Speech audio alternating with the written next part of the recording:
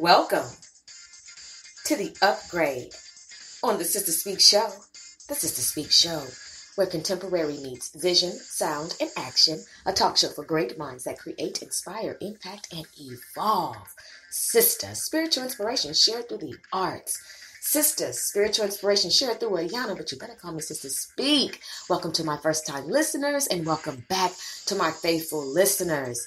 The upgrade, where we're covering all things wellness for all shades of brown people. Oh, brothers and sisters, I'm so excited about this episode. I'm excited about every episode, but I know you were like, wait a minute now. When is the upgrade segment coming back? We need another episode. I got you. Let's go through the formalities first, brothers and sisters. First of all, I'm recording from Dallas, Texas, okay? It's a cool morning so far.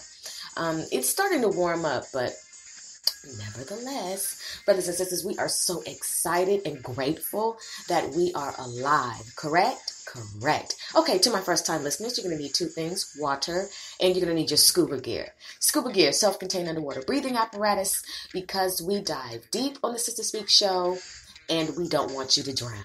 We want you to be able to keep up with us and be able to swim to depths that you possibly have never swam before.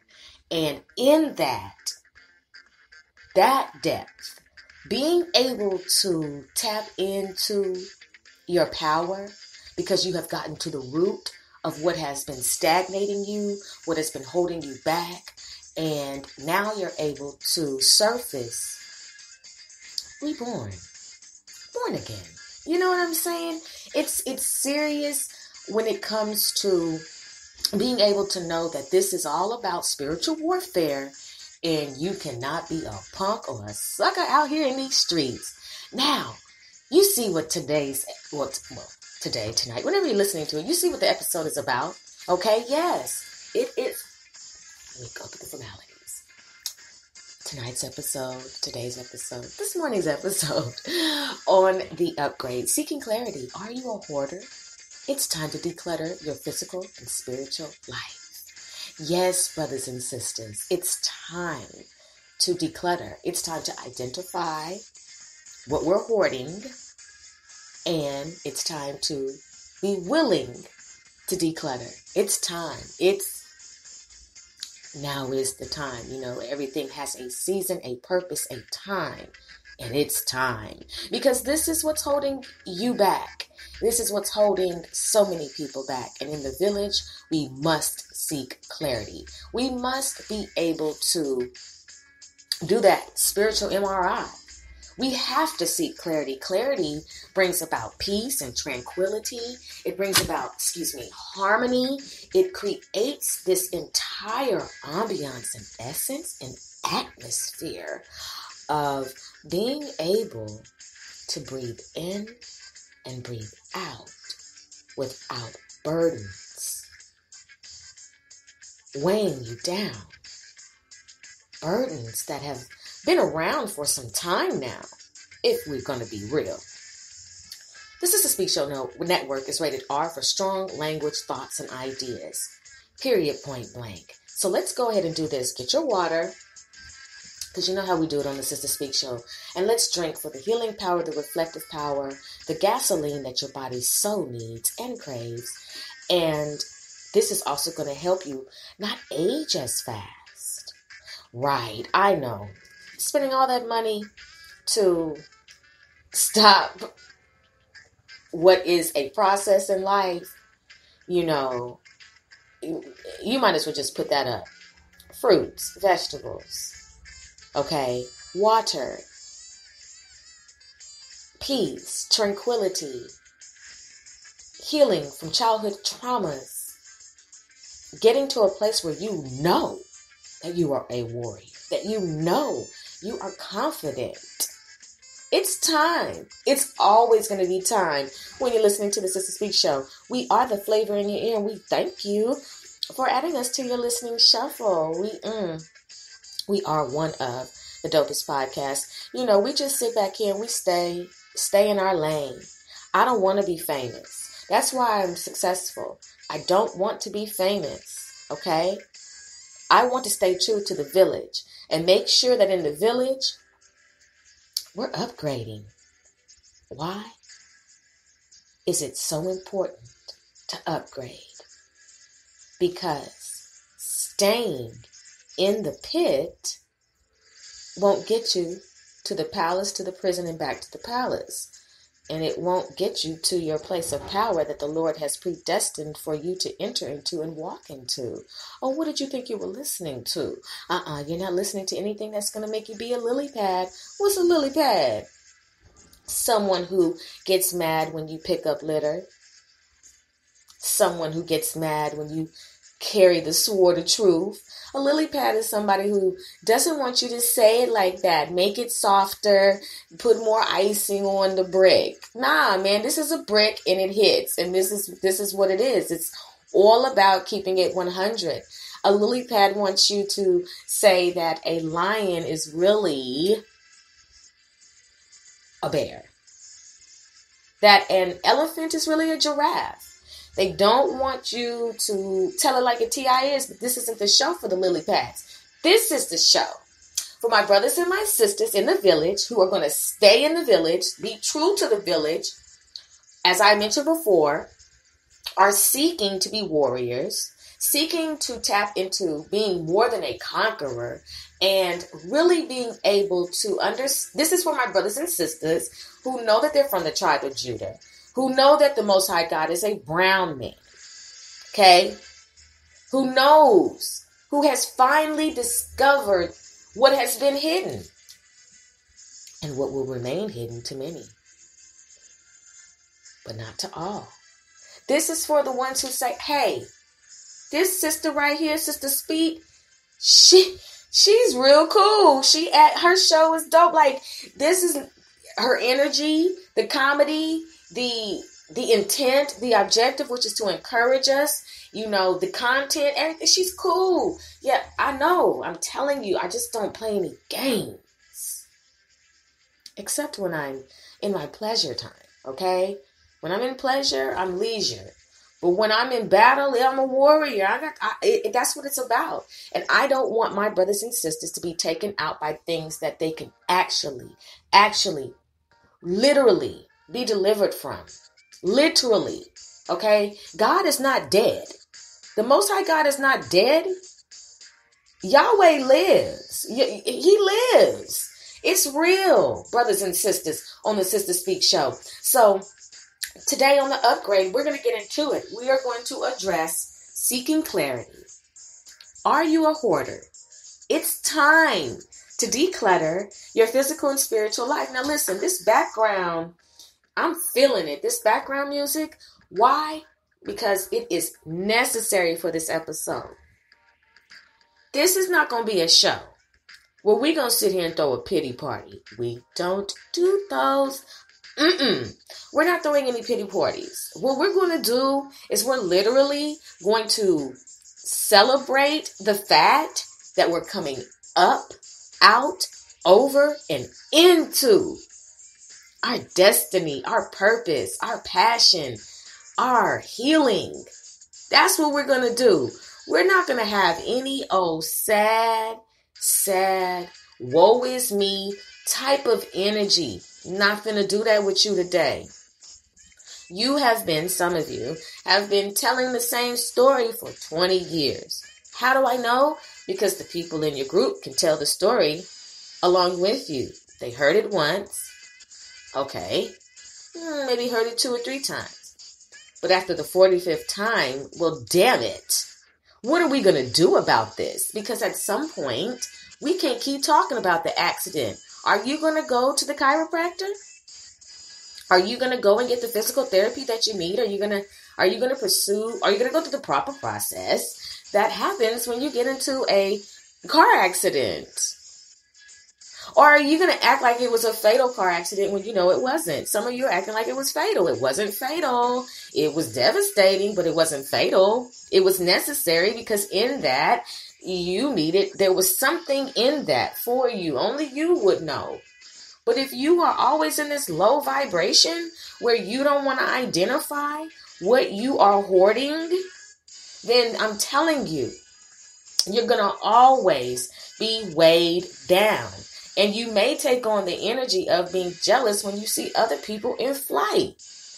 You don't know everybody's story of how they started to fly or when they finally started to seek altitude.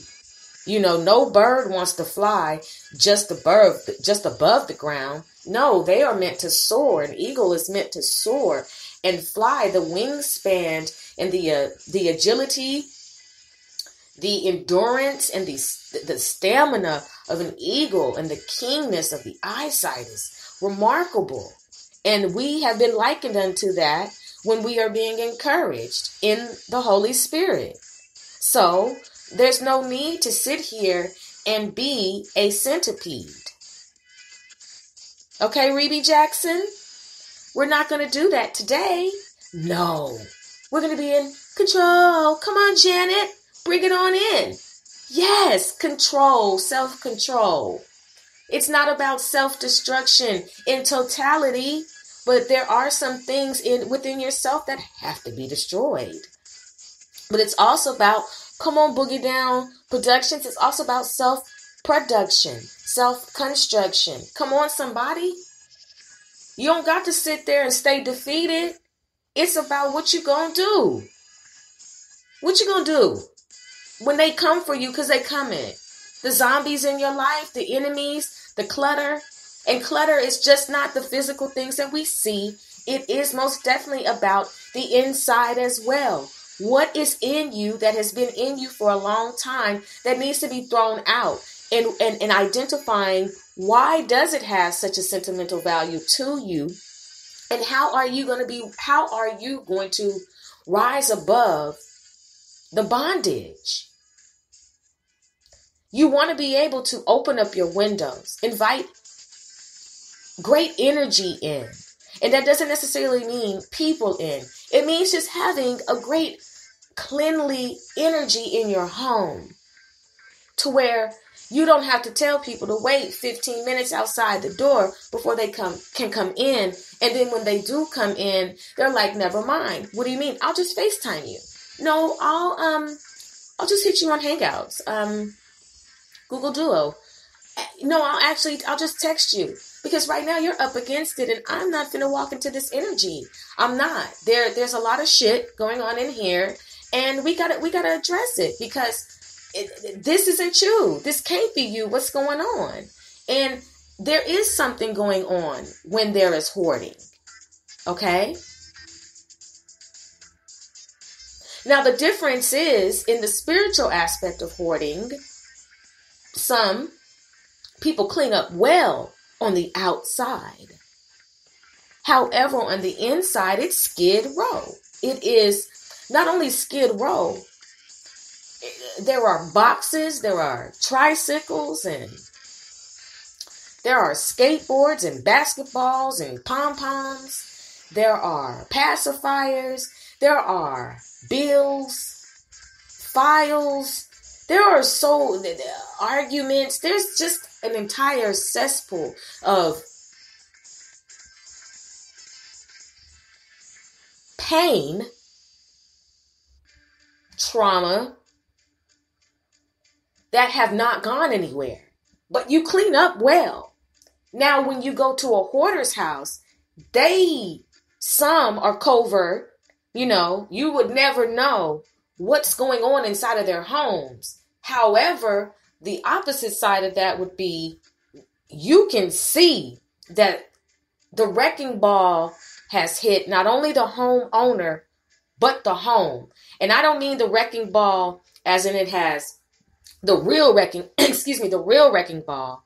We're saying spiritually a wrecking ball has hit that home.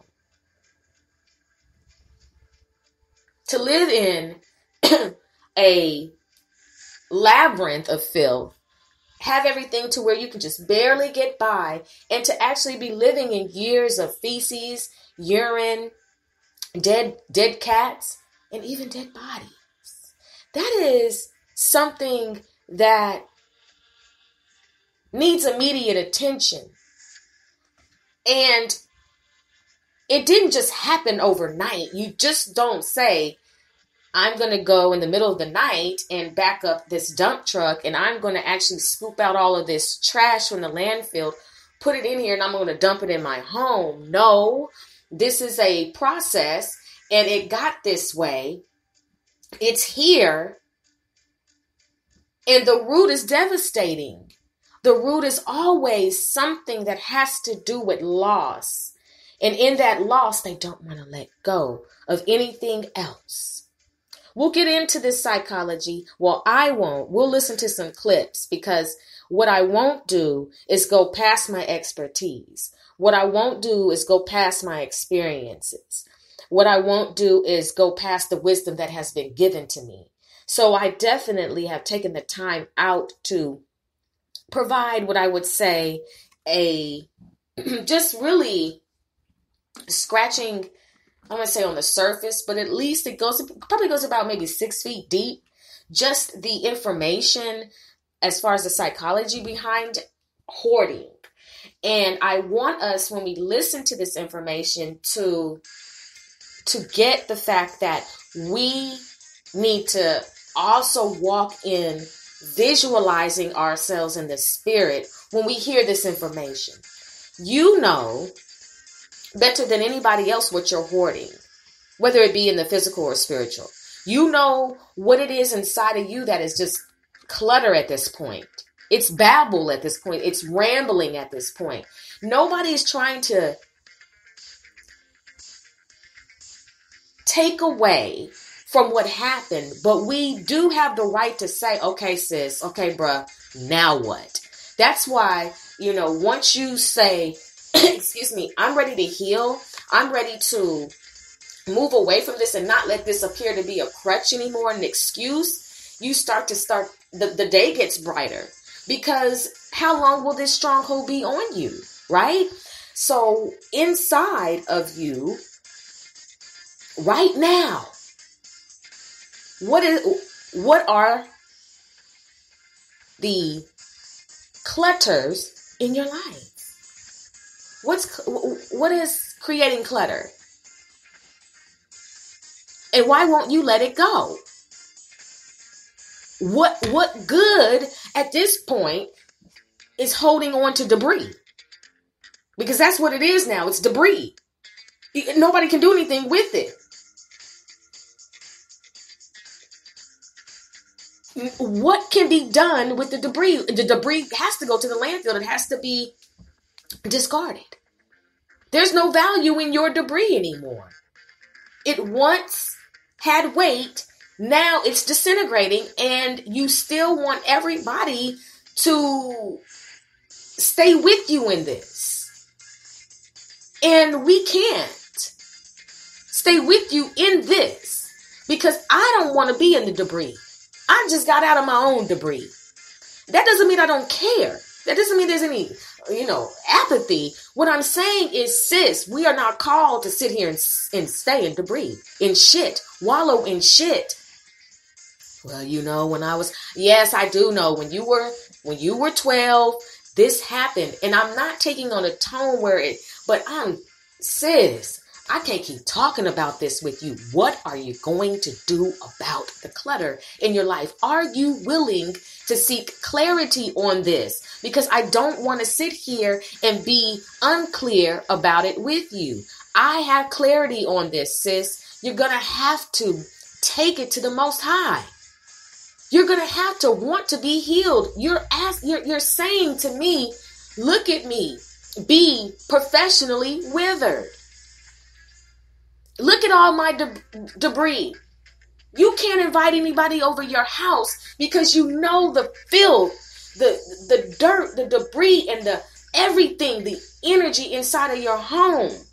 Hoarding is a serious cry for help. And it affects the neighborhood. The neighbors are affected.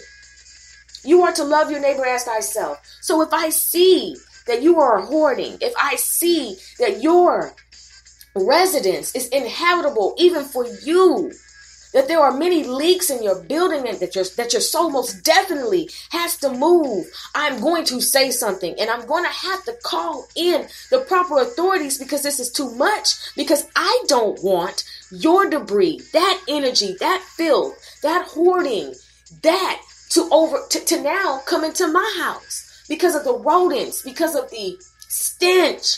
Now neighbors now my people don't want to come visit me because of what's going on at your home. So think about this. If you are spiritually hoarding, and I'm talking about people don't want to be around you genuinely, excuse me, because it's too much. The clutter, the stench, it's overwhelming, the energy. That's a sign that it's time to change.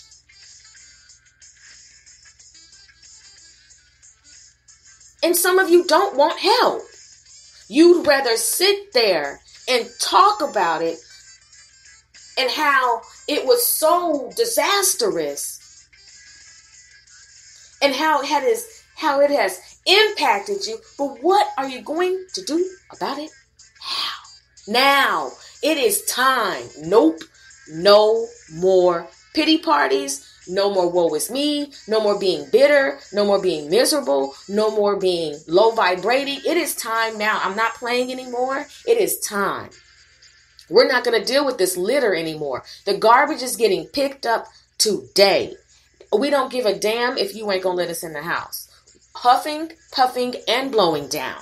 We're not playing with you. We're going to actually come in and we are going to take over because you need help at this point. And that's how the Most High God is able to do it. When you are a walking landfill,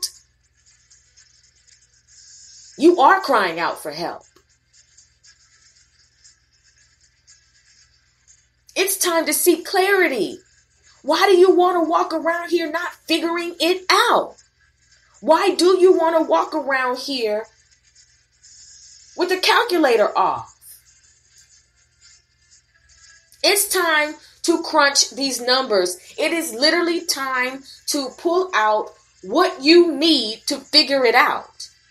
Because this ain't it, sis, and this ain't it, brother. The hoarding has got to stop. The clutter has to be decluttered. You're going to literally, if your home is cluttered with bills and with unnecessary shit, you're going to have to go get the hefty cinch sack and you literally are going to have to let the shit go. That mayonnaise that has one speck of mayonnaise in it, what the fuck are you saving that for? Do you plan on giving a Smurf a sandwich later? What is that for? Is that for you plan on giving an ant a sandwich? What is that little speck of mayonnaise gonna do? It's about letting it go. Ma'am, sir, have you checked the date? Yeah, your refrigerator, cat it off. Cat it off. It's time to cleanse, clear. It is time to cultivate something new. You have envelopes, bills that from 2014. What are you holding on? Memories of depression? What are we holding on to this junk for? What purpose does it serve? You don't know where to start. And that's why there are services around that will help you start, that know where to start. But now, you don't want anybody in your home. Shame, embarrassment. And then it's your stuff and you got to go through every single piece of it because you don't know what's what. Let me tell you something about escaping in the middle of the night with nothing but you. Let me tell you about it. Let me tell you about literally having to just have your clothes on your back and starting fresh. Some things, literally, there's energy attached to a lot of things. And when you need to start fresh, you're going to have to let a lot of shit go. Them clothes, that furniture, that food, the energy of the house, everything has to shift. You literally going to have to change the environment. Because as long as the environment looks like or is similar to what you've been going through your entire life, and you keep, it's not going to change. It just won't change. You're going to have to be willing to say, I am going to start brand new. I'm going to let go of everything. I'm going to delete all these emails. I'm going to go through all of these files. I'm going to organize everything. I'm going to get me I decided to get a briefcase. It looks like a briefcase, but it's an accordion type of file case that has everything already labeled. So all you have to do is just put in all your paperwork. So if I need to go to anything, boom, there it is. I'm not about to be searching for shit anymore. I'm going to be looking for, here it is. Now, I'm not even going to be looking, I'm going to locate it. Here it is right here. Because it takes away from any type of insanity that any type of insane, chaotic energy that I could be embodying. I don't want the chaos. I don't want to create it for myself. So the more organized I am, and the more I declutter and get rid of things consistently, then I don't have to spend a week cleaning out stuff that if I just had a routine, it's just a light dusting. Okay? Everything is already set up, but that is about clearing and cleansing. It's about doing the work. So that's what tonight's episode is about. I just want to encourage everybody who's listening tonight. I keep saying tonight. Let me stop doing that. I got to return that energy. This episode is about that. Okay? That's why the music is upbeat. We're not doing that sad shit. It's my party. I can cry if I want to. Then take your ass on somewhere. Because we're not doing that here. We're not doing the it's my party. I can cry if I want to energy anymore. Nah, hell nah. Seeking clarity is the new action. It's the new vibe. Seeking clarity. Understanding what I need from... Come on. It's about that. Okay, brothers and sisters. Let me do this. Let me give me some gas. You already know. I'm about to... Come on, Core Water with the blue top. You need to sponsor me, Core.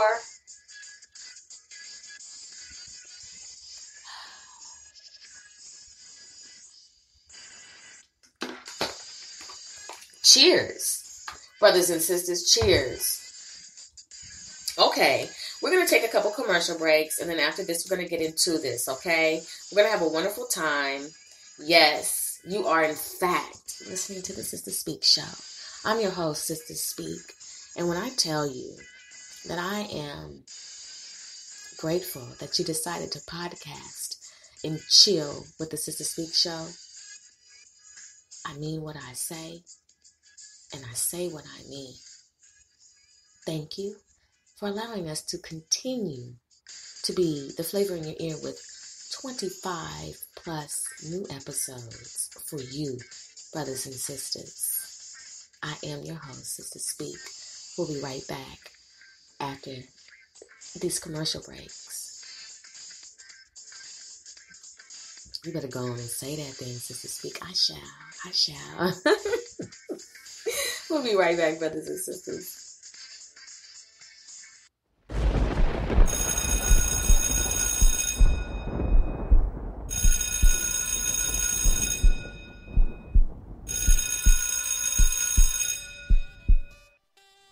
Sex education, admissions of guilt, sex scandals on college campuses. The latest episode of The Culture Climate on the Sister Speak Show is available on demand now, rated R for strong content, language, and thoughts. On The Culture Climate, we're covering what others are afraid to cover in the village, including controversial conversation, taboo subject matters, addressing the enemies, exposing the enemies, interviews, audio from video clips, international, national, local news clips affecting the village. Click the link in the bio for the latest episode on the Sister Speak Show, where contemporary meets vision, sound, and action, a talk show for great minds that create, inspire, impact, and evolve. There are some gender reveals that reveal more than just the gender. they can reveal the agenda of a predator. The latest episode of The Suspense Files is available on demand now. The insanity that rocks the cradle. The pregnancy predator. On The Suspense Files, we're covering the who, what, when, where, why in urban crime, including crimes of passion, deadly relationships, mysteries, urban cold cases, and more. Click the link in the bio for the latest episode on the Sister Speak Show, where contemporary meets vision, sound, and action. Rated R for strong content, thoughts, and ideas.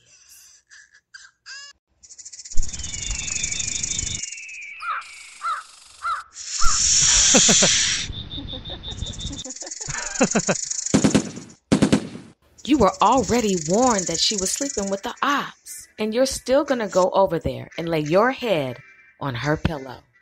The latest episode of the tour on the Sister Speak Show is available on demand now. Rated R for strong content, language, and thoughts. On this episode, Snakes in the Studio, Part 2, Two-Faced Managers and Artists, Poison in the Pillow, He Said, She Said, Now Someone's Dead. Click the link in the bio for the latest episode of the Sister Speak Show, where contemporary meets vision, sound, and action, a talk show for great minds that create, inspire, impact, and evolve. Be careful. Rated R for strong content, language, and thoughts.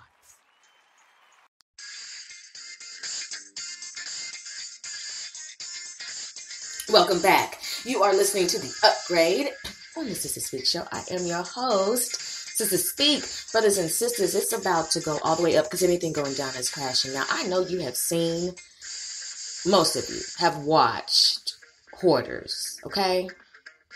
And the first time you saw it, you were devastated. You could not believe that anybody could actually live in such squalor, but they do.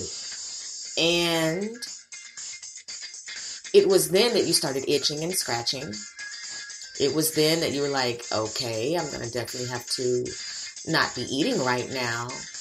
And a lot of your commentary was probably like, how could anybody not see that there's a problem?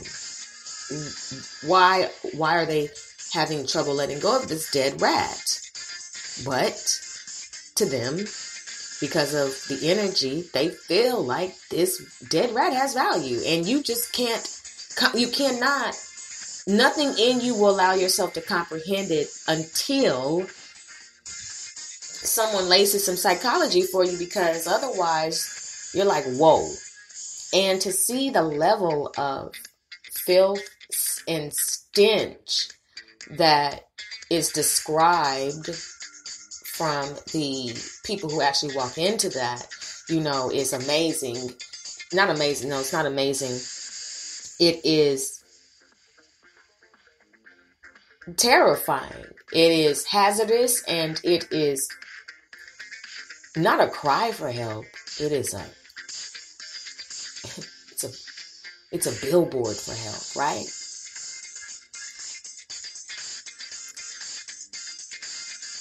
When you watched it, did it make you appreciate your conditions? Did it make you want to clean more? Did it make you say, you know what, I could do a better job? What effect has watching Hoarders had on you? And then when you watched it,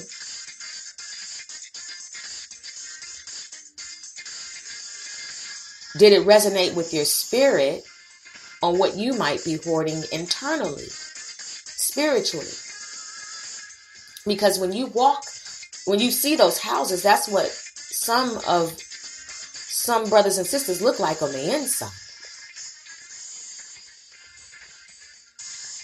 You have no idea that you're married to a walking landfill, a hoarder. You have no idea. Oh, but you start to get an idea as the energy begins to seep out. That odor will emit. You will smell it. You cannot help but smell funk. And to be assigned to houses where you have to go in and clean up and address the hazardous issues and have to actually wear hazmat outfits in order to walk in there is wow, because I wouldn't be able to do it. Not your girl. Only thing that's, as I mentioned before, that's not a clutch that you could count on me in to actually walk into that. The clutch that you can count on me in is just to say, I'm sending positive energy and a word of encouragement, but you're not going to get me to physically appear with that word of encouragement. No, I'll have to text that to you. I'm not going to be able to walk into that and actually be able to unsee what you see. My kudos, literally, go to every single person who works in the hazmat field. To every person who has ever gone into a house of a hoarder and had to clean up. My gosh. My gosh. You are Purple Heart to you, most definitely. We have to understand that that is a physical war that somebody is going into. It's not just what goes on, when we hear about war. War has so many, has a deeper definition. That is a war field you're walking into, and then have to battle the person who doesn't want to let go of anything. It's a fight, and then they get mad in the process, where in your natural right mind, you're like, no, all this shit got to go. No, there are donations available, and we're going to help you get a brand new start. But at this point, going through every piece of this debris is not going to happen. We're not going to keep exhuming the pain. We can't keep doing this. But to have to walk into it and be overwhelmed by the stench and the rodents and even to discover a dead body. And then some hoarders, as I had done my research, not only just by watching TV, I do my research as a news journalist, living with a dead body and not even knowing that you're living with one, and your children being taken away from you because of the conditions, and just sometimes not even knowing what's been going on with your neighbor or your loved one. And then to discover that they've been living like this, it's a lot to handle. It's a lot to handle. And then the city gets involved, and now your house has to be demolished anyway. The outcome is that the house has to be demolished anyway. The house isn't able to be saved. That you're going to have to literally understand that the Lord multiplies by subtraction. And that's the only way you're going to gain what you're truly looking for. And you can't gain it by holding on. I can't give it to you. Well, why not? Give it to me. I can't. Why? It's got too much stuff in your hands. You have no room to receive it right now. There's no room. I need you to let go so I can give it to you. But I can't give it to you until you understand why you had it in the first place. And that you're stronger than what you think. That you're more powerful than what you will ever know, because you won't know until you seek clarity. Brothers and sisters, I thank you for listening to the Vent Session. We're going to get right into these clips. All of these clips are for educational purposes only. Fair Use Act of 1976, to raise awareness about the effects of hoarding, to teach that cleanliness is next to godliness, and why it is imperative that we declutter, not only physically but spiritually, in order for us to run this race and be productive. We don't want to continue to head towards self-destruction. Today we are heading towards self-production and self-construction. I thank you for being a wonderful listening audience who's divinely protected. It brings me great joy to share this with you and to provide a panacea for what's been going on. Okay? We'll be right back after this part one. So there's two parts, okay? Part one, part two. Let's get it, let's go. Don't go too far. Okay? Well, you can. Why? Because you can listen to the Sister Speak show on the go. Keep going, keep going. Just keep your earbuds in. Keep your Bluetooth charged. Keep however you're listening. Keep it on. Keep doing your thing. Who am I to tell you not to be on the go? You can definitely listen to the Sister Speak show on the go. Check me out, y'all, at I Am Sister Speak on Instagram. Okay. And let me know that you listen to the show. Say, hey, I'm following you. I listen to your show. And speaking of that, before we get into these news clips, why aren't you following the Sister Speak show where I'm recording from? Follow my account on the Sister Speak show. Come on now. Get with it. Follow me. Let's get those likes up. Let's go ahead and move this to where this is already going anyway. There's nothing wrong with a couple more oars in the canoe. You know what I mean? No, seriously, I appreciate you all. We're going to listen to these news clips. Tonight's episode is Seeking Clarity. Are you a hoarder? It's time to declutter. Wait. Remix. This is the remix. Let me get my journal. Seeking Clarity. Are you a hoarder? It's time to declutter your physical and spiritual life. It sure is. Let's get it. Let's go, brothers and sisters.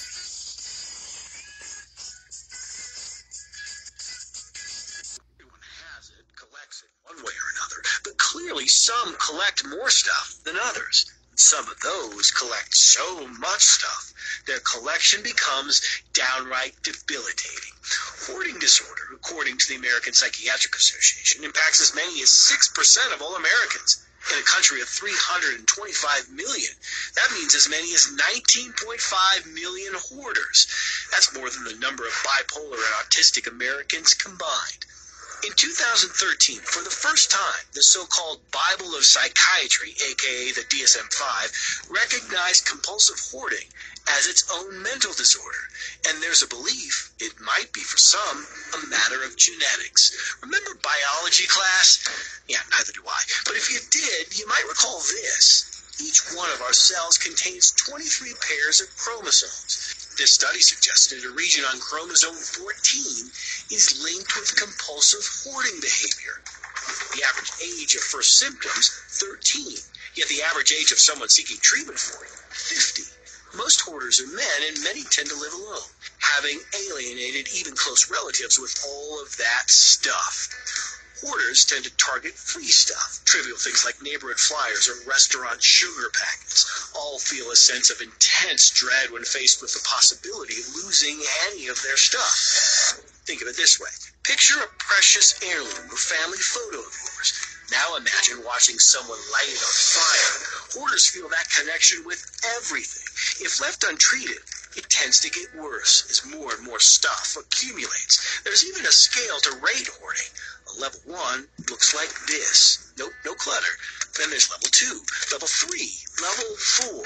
This is where experts tend to say compulsive hoarding begins. Level 5, 6, 7, 8. And then there's 9. A ceiling-touching, room-filling, danger-inducing pile of stuff. Experts say efforts to force hoarders to get rid of their piles of stuff usually fail, as other piles tend to come back within just a few months. Treatment options are limited. The more successful ones tend to try to convince a hoarder, much like an alcoholic, that he or she has a problem that must be addressed. One thing is clear. While not every collector is a hoarder, every hoarder collects so much stuff, it all confines them to a life lived alone and at risk. 4401 West 50th Avenue. People know their neighborhoods, I lived next door about 2 years. and they notice their neighbors. We called it really sightings because it was just kind of like a quick, motion in the backyard. Cheryl Lannister knew Chuck Frary was a recluse, a hoarder, Never seen anybody come and go from there ever. and she worried when Chuck vanished. It's gone radio silent in every way. Is this going to come off my check? I think so. I just want to make sure that I is not dead inside his house.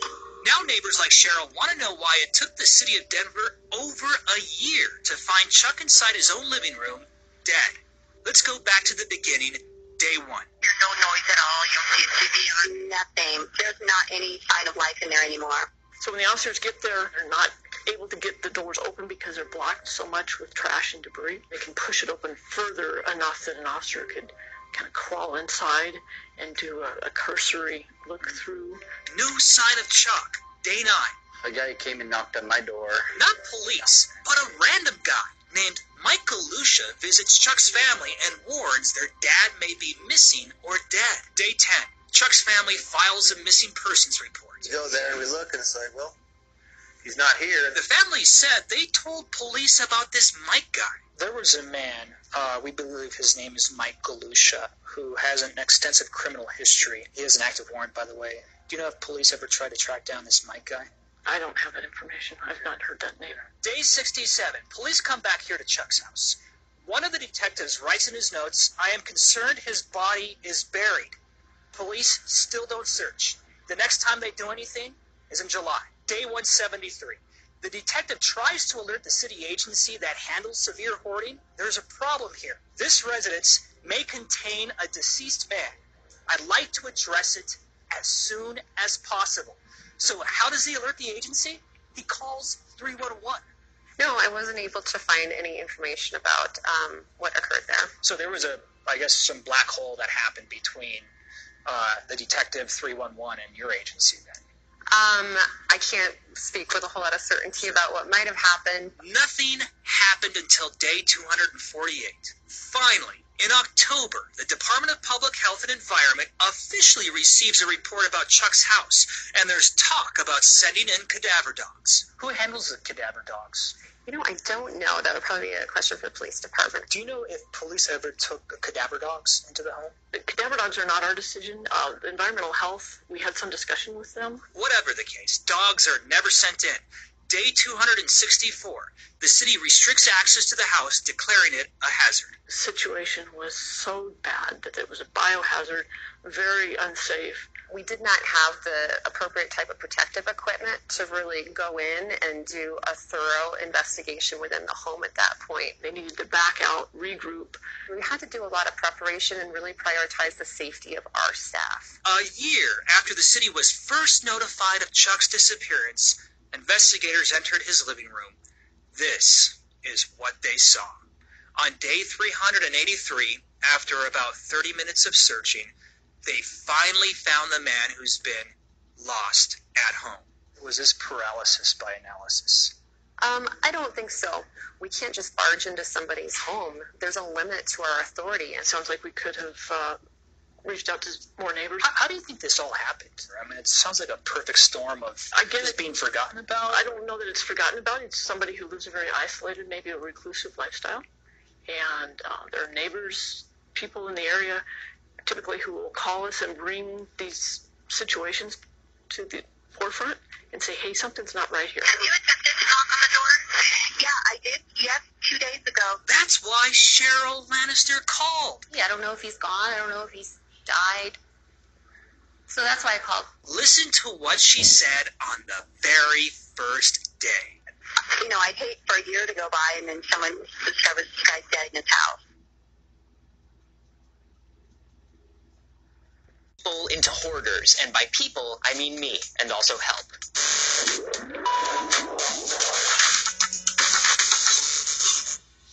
Anthony here, and we have all heard stories. People with so much stuff that it fills their house, and they're scared to let people see how they live, and people who have so many cats that they don't even notice that one of them got caught under a pile of old newspapers for months and died. These are stories from the extreme end of the hoarding spectrum, but it's estimated that it affects 5% of the U.S. population, 15 million people. Now, hoarding breaks down into 3 main symptoms. It's the excessive collection of valueless stuff, it's the inability to get rid of things, and it's a huge inability to organize any of the things that you're actually hoarding. And there are a couple kinds of hoarders. The impulsive acquirer, who just loves the feeling of getting new stuff and then keeps it all because of personal interest or connections. Then there's the worried keeper, the person who thinks just about everything is going to come in handy later in some unknown or crazy hypothetical situation. So just to get it out of the way, I've definitely got some mild hoarding tendencies in my family. My dad has this room in his place that you just don't go into.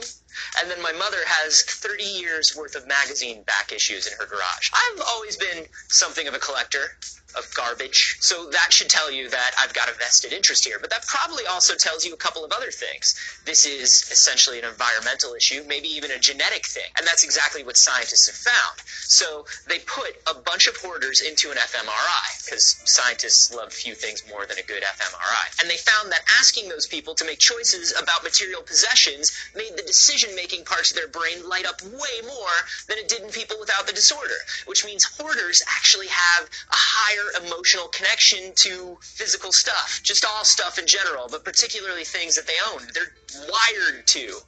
Hoarding has really only been studied for the last 20 years, and mental health professionals used to lump it in with OCD. But the new version of the DSM, that's that manual for psychologists that we talked about before, it's coming out next month, and it's making hoarding its own disorder, which is great because typical OCD treatments have been pretty useless on hoarders, and specialized therapy is really expensive and time-consuming. So having it classified as its own thing could get it recognized by insurance companies, which would make it cheaper for sufferers to get the right help. Hoarding being its own disorder also lends some credibility to a theory as to why it might exist. There are some people that believe it served an evolutionary purpose. Resources were scarce in early society, and people who valued things more and saved them more consistently might have had a survival advantage. But I do not know if I buy that, because I save empty plastic bags and 5-year-old receipts. And I imagine caveman me would have just saved interesting leaves or dirt. Do you have hoarding tendencies or have to live with somebody who does? I'm sorry. Let me know down below and subscribe for more D News. A hoarding hazard in the South Bay. One man is collecting so much stuff, his neighbors say, it's affecting the neighborhood. Yeah, neighbors worry it could turn into a real safety problem. That's right. KCAL's Brittany Hopper. We'll be right back after these commercial breaks, brothers and sisters.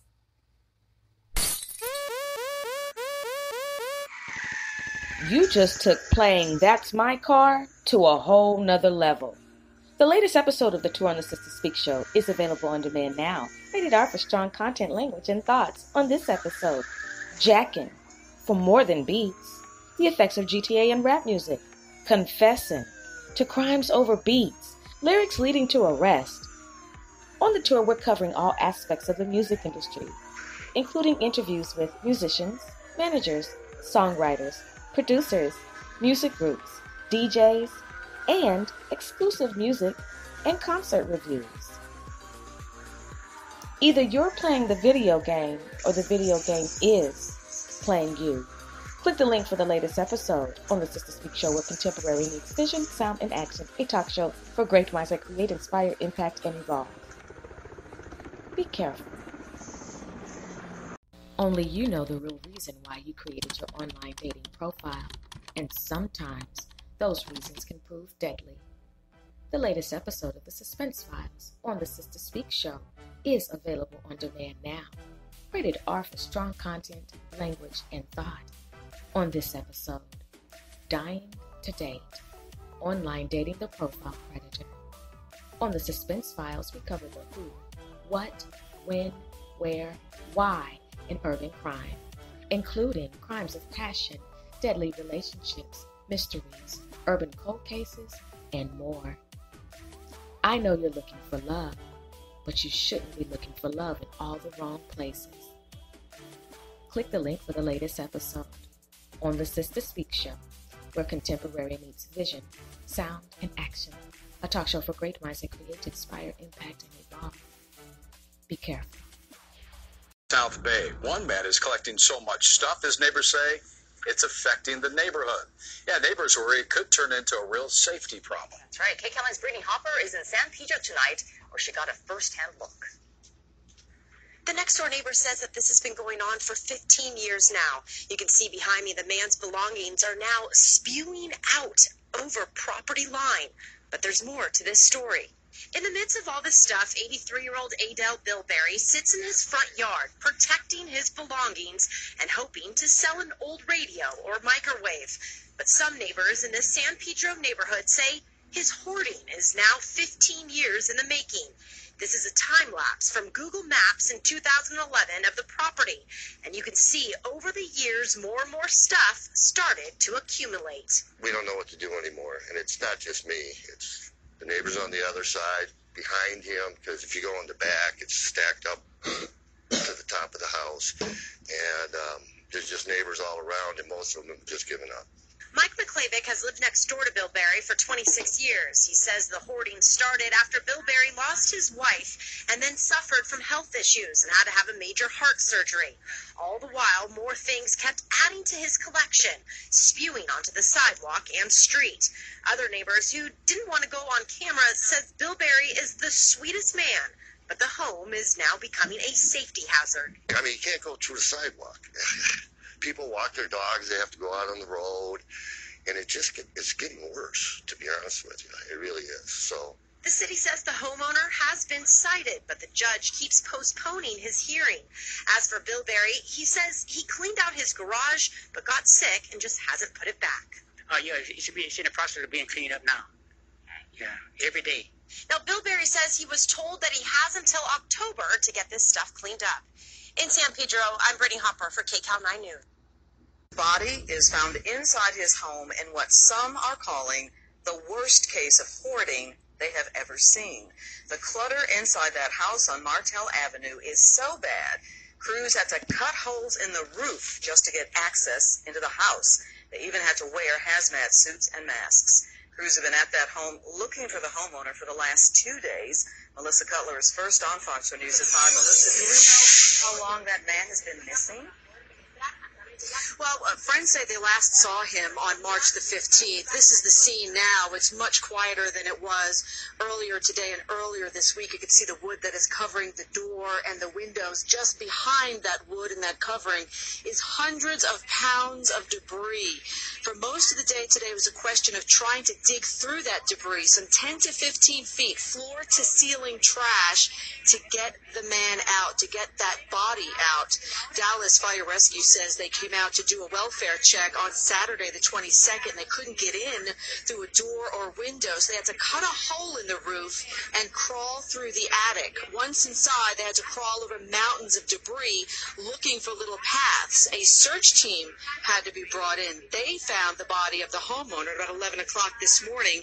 It was located near a window. The man was believed to be in his late 60s, according to Dallas police. Hazmat crews filled 2 large dumpsters with unimaginable amounts of debris, including electronic equipment. Police say that the man was a ham radio operator.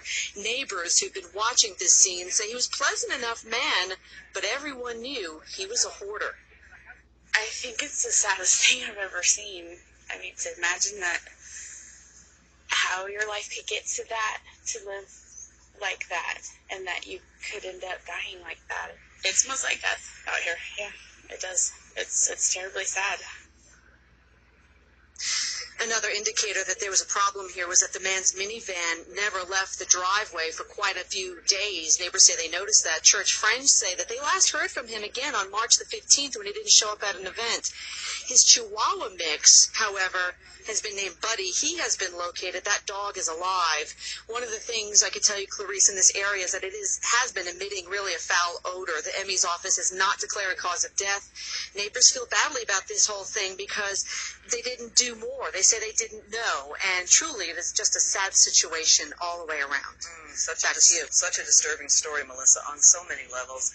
The crews had to wear hazmat suits and masks to be in that house to do the work. Do we know if that is a public health threat for the residents who live around there? Well, we do know, obviously, that it was a concern. I can tell you that neighbors have been told that this house has to be demolished. The thing is, they say they also found a number of critters inside that house, wildlife, dead possums and squirrels and rats, and now they are going to have to be concerned and get some rat traps so that when this building is demolished, that these animals, these critters, don't come over to their homes. So as you can imagine, this whole neighborhood has been dealing with quite a lot, and dealing with that latest part of it certainly is unpleasant, to say the least. So much trash and accumulated stuff, they couldn't get inside. Channel 3 Eyewitness News reporter Susan Rapp is live at the mobile newsroom in Cheshire with that story. Susan. Kevin, from the outside here on the street, you can barely see this house. It's completely overgrown with brush and trees. But when you get a closer look, you can see garbage all on the outside, and inside there was plenty more garbage. And we're told that the weight of all of that debris and garbage caused the floor to collapse. Just about everyone on Winslow Road knew there was a problem at this house. There was always a ton of garbage, a strong, musty smell, and the woman who lived here didn't go out much. It's like she didn't want anyone keeping an eye on her, sort of, don't bother me. Beverly Mitchell lived alone for years. Last week, when the mail started piling up, the mailman called police, but they couldn't get inside. There was just too much stuff. They eventually had to use a backhoe to make a hole in the back of the house. And after removing bags and bags of garbage, they found the woman's body in the basement, where she had been living. A lot of people are messy or have clutter in the home. Dr. David Tolan treats anxiety disorders at the Institute of Living. He says hoarding affects anywhere between 2 and 6% of the population, and it's not that uncommon. The symptoms: excessive clutter, difficulty throwing things away, and a person can't function properly. As the clutter grows, the person can no longer use that room or that living space or workspace, and it essentially becomes nothing more than storage. The problem, perhaps, in this case was that this woman lived alone. Her mother lived with her also, but she died about 10 years ago, and we're told that the woman doesn't have any family, so there really was no one to check on her. We're live at the Mobile Newsroom in Cheshire. Susan Raff, Channel 3 Eyewitness News. Hoarding case out of Monterey. One woman there accused of keeping more than 50 dogs and cats in her home. Several dead animals were reportedly found as well. This afternoon, Isla Jean Quaglia made her first court appearance to face felony charges of animal cruelty. This case is highlighting the prevalence of animal hoarding behavior in society, and Action News reporter May Chow has more on that tonight, live from our Salinas newsroom. Dan, a popular cable show about compulsive hoarders and this recent animal hoarding case out of Monterey have put a spotlight on a mental disorder that psychiatrists say often go unreported, but one that is treatable. Can you receive a copy of the complaint? In court Thursday, 59-year-old Isla Jean Quaglia pleaded not guilty to 4 felony counts of animal cruelty and 1 misdemeanor charge of failure to care for animals.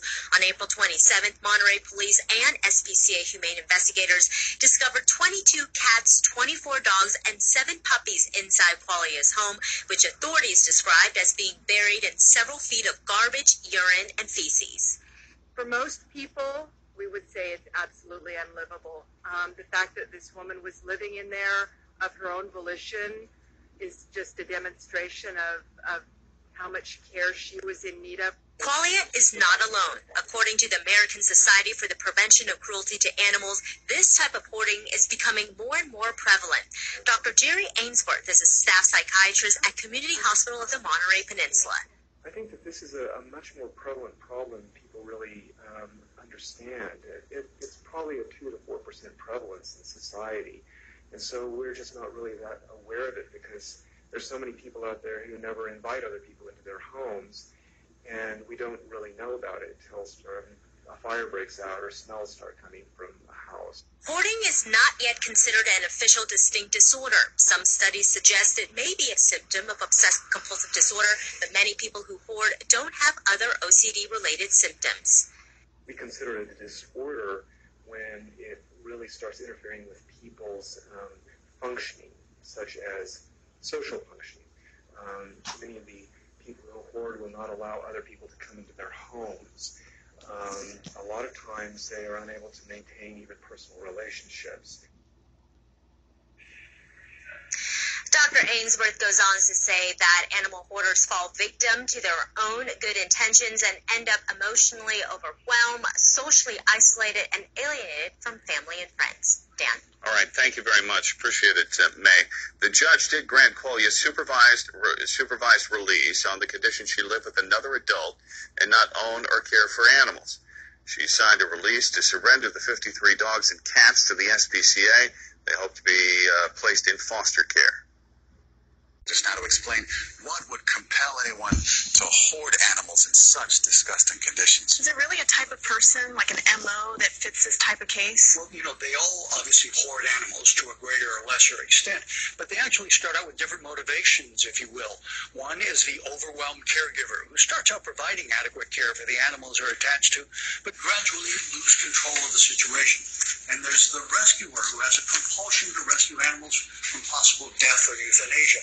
They believe they're the only ones who can adequately care for them. And finally, there's the exploiter who acquires animals for his or her own needs and is indifferent to the harm they may be causing them. You look at this, you would figure mental health has got to play a role in a case like this. Clearly, there's some sort of mental health issues going on in here. And in fact, the official diagnostic manual of the American Psychiatric Association now lists hoarding as a mental disorder and mentions animal hoarding as a type of hoarding. It seems that animal hoarders have some elements of different mental conditions, such as addiction, obsessive-compulsive disorder, and something called focal delusional disorder, where the hoarder is out of touch with reality. They have different elements of these personality types. They're not exactly the same as all of them, but they all end up being manifested as hoarding animals, and sometimes along with elderly adults or children in this case. Wow, and then potentially criminal charges. We'll see how it plays out. Thank you, Dr. Max.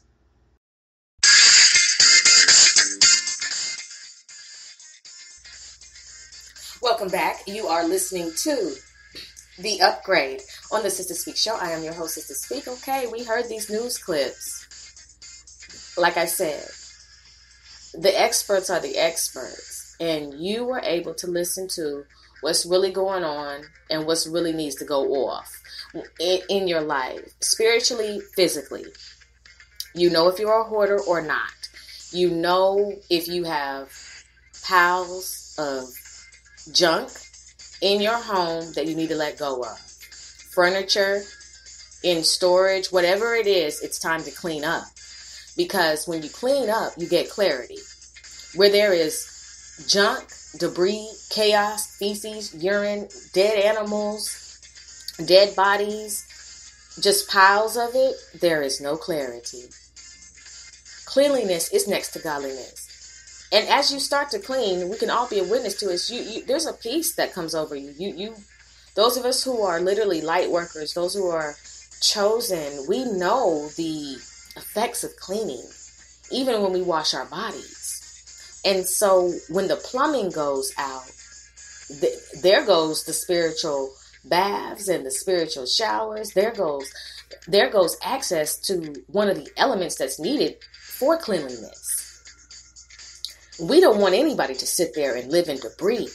Now, I told you I was going to keep this beat funky. I was going to keep everything upbeat, but I do have to tap in. Okay, so I'm going to hit this pause button on this playlist. Let's get into it quickly. Let me explain something. Well, let me make this declaration. It's not even a declaration. I'm going to ask this question. Are you a storage unit? Physically, spiritually. I'm asking spiritually. Excuse me. Are you a storage unit?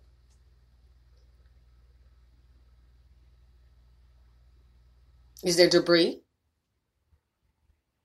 Are you missing? When was the last time you saw yourself? When was the last time? Nobody has seen you in a long time. Are you missing?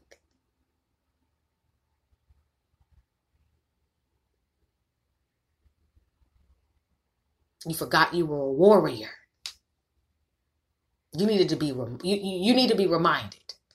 So I'm asking you, are you a storage unit or are you a warrior? There's nothing wrong with being a maid. So, are you a maid or are you a mess? It's time for you to become a maid so you can clean up your mess. Now, some of the mess may require more help. Go get the help. I don't want you to stay another second in this. to be found 383 days later, what can we say? That is, excuse me if you hear my stomach, that is,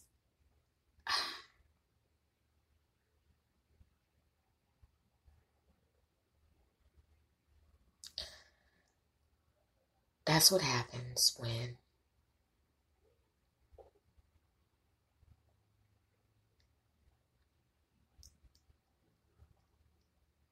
we are hit with circumstances that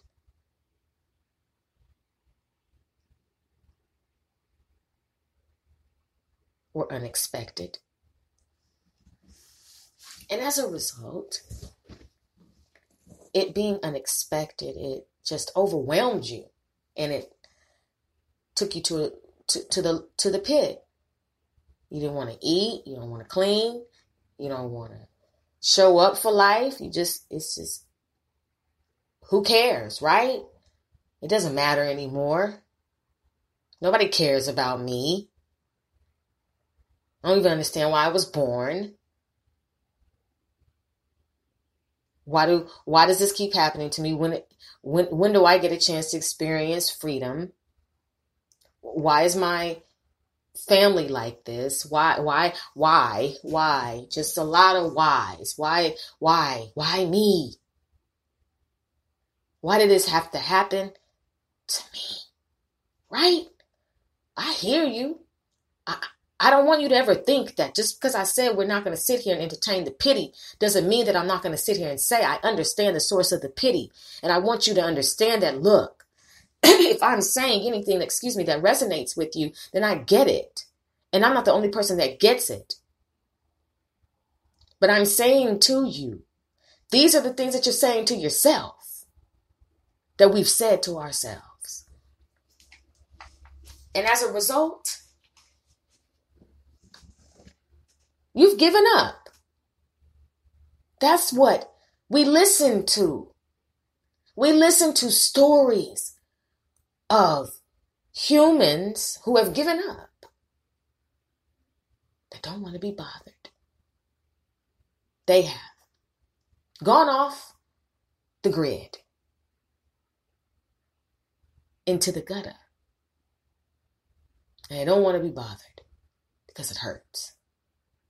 Leave me alone. Who are you to be so optimistic? Who are you to be so upbeat? Who are you to come in here with all this encouragement and empowerment? And who are you to have this specific skill set that's going to actually help me get out of what I am? Who are you? Some of you are vicious when people try to intervene. It hurts. You work for your misery. You do everything you can to hold on to it, to be miserable. You want everybody to smell the stench that's inside. You want them to see the debris. And every time you open your mouth up, they do. The debris falls out. There's no more capacity, sis. It's overflowing.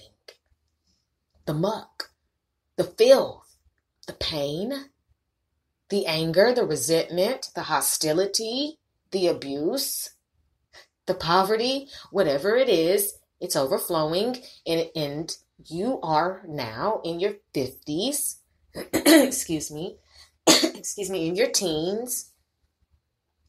Yeah. In your 20s, whatever age you are listening, this is what it is. And why would you say teens? In this day and age, do they not go through things that we did not have to go through? Okay, cool.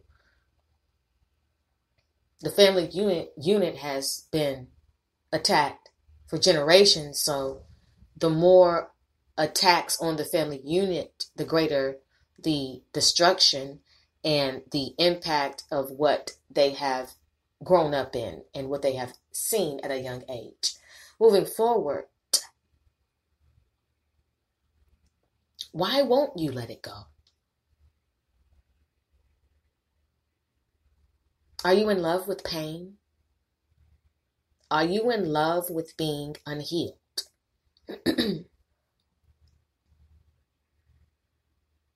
You don't want anybody to lend you a hand, but you want them to lend you an ear. Well, they don't want to keep lending you an ear. Why? Because I could see if the Most High God didn't exist, but he does. So we're going to have to wrap this up. We're going to have to wrap this up. We're going to have to wrap this up after you get the stitches. But we're not going to keep doing this. Either you're going to be delivered or you're not. Either you're going to stay in this landfill or you're not. Either you're going to let go of the debris or you're not. Either you're going to declutter or not. You're either going to see clarity or not. That's where we're at. We don't have time anymore to wallow in what was.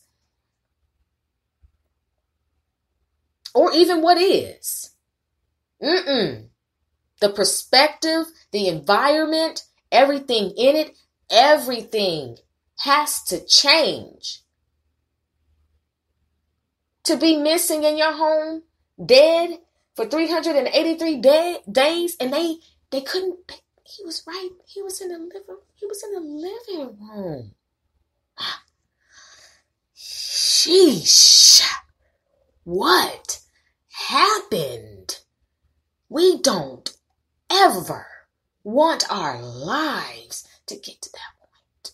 But some of our lives are just like that. But nobody knows. It's a suspicion, but nobody knows what's really going on inside of your home. Physically and spiritually. Your body, your brain. What are you holding on to in your brain? You know, people celebrate more than just the regular things that they celebrate. Some of you celebrate your pain. Why? Oh, you know, this is around this time last year. Look, nigga, look. I cannot do this tone. I can't do this. I cannot do this heavy energy that has suddenly shifted. I'm not doing this with you another second. I'm not showing up to the memorial for the pain anymore. Not doing it. And I would advise that you not do it too, because this dark cloud, I'm not going to sit here and light a candle every year for a dark fucking cloud. I'm not going to do that. I'm not going to sit here and celebrate any type of loss in that capacity. I'll praise the Lord and say hallelujah anyhow. I'll say the Lord is excellent before, during, and after whatever comes my way, but I'm not going to sit here and light a fucking candle or sit here and have a memorial service for the pain. No, ma'am. Don't ask me to get into the casket every year with you. Don't ask me to. I'm not going to do this anymore. I don't want to grieve anymore. I don't want to sit here and be low vibrating anymore. I am hoarding the pain. And as a result, I have not cleaned my house in what seems like a decade. I don't even take care of myself well anymore. But what I do is make sure that the tradition that we have somehow adopted to celebrate and commemorate the pain, I do that faithfully. That's what I give my energy to, and I don't want to do that anymore. I don't want to hoard. I want clarity on this thing. I need the clarity. And when I seek clarity, I'll realize that this loss, that this decline, that this tragedy, that this trauma,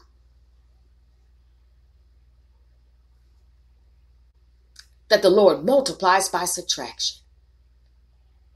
And that I'm not going to let the enemy anymore take over my mind and dominate me by making me celebrate pain, misery, by having the enemy make me think that because of what happened, I am now supposed to live in squalor and in filth. That I'm supposed to suddenly take on an energy that is low vibrating and then disappear, go missing. Let my plumbing stop. Let everything pile up. Let the lights be disconnected. And then don't come by. I don't want you to come by and see this. I'm embarrassed. I'm ashamed. So if you are embarrassed or ashamed, then you also know that it shouldn't be.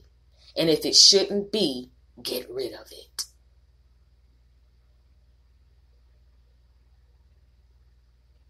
Piles and piles of stuff in your physical home. What does that do for you?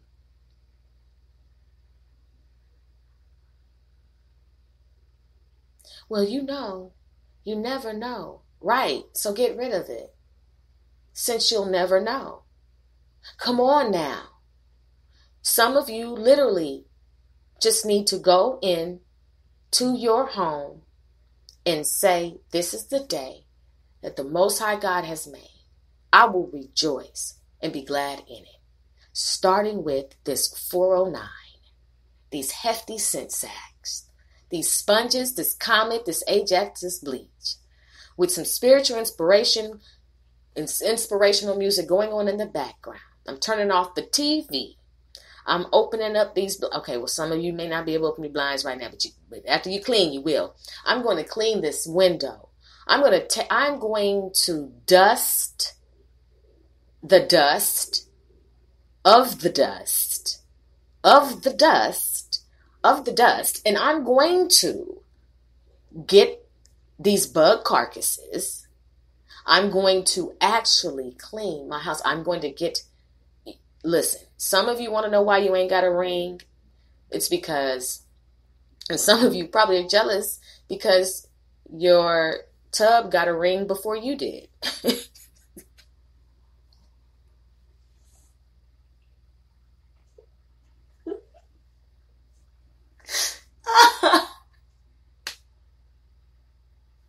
Oh, I can't stand my bathtub. Why? My bathtub had a nerve to get engaged. What you mean? You didn't see that ring on my bathtub? I did. So you did pull back the shower curtain? Hey, I just wanted to see all what the celebration was about.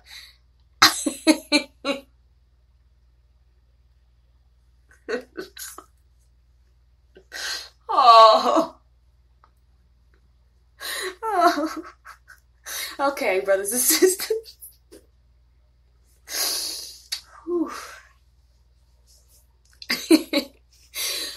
So, see, I told you we're gonna keep it up. We're gonna keep it real. I really am trying to stop laughing. That is just tickle me so.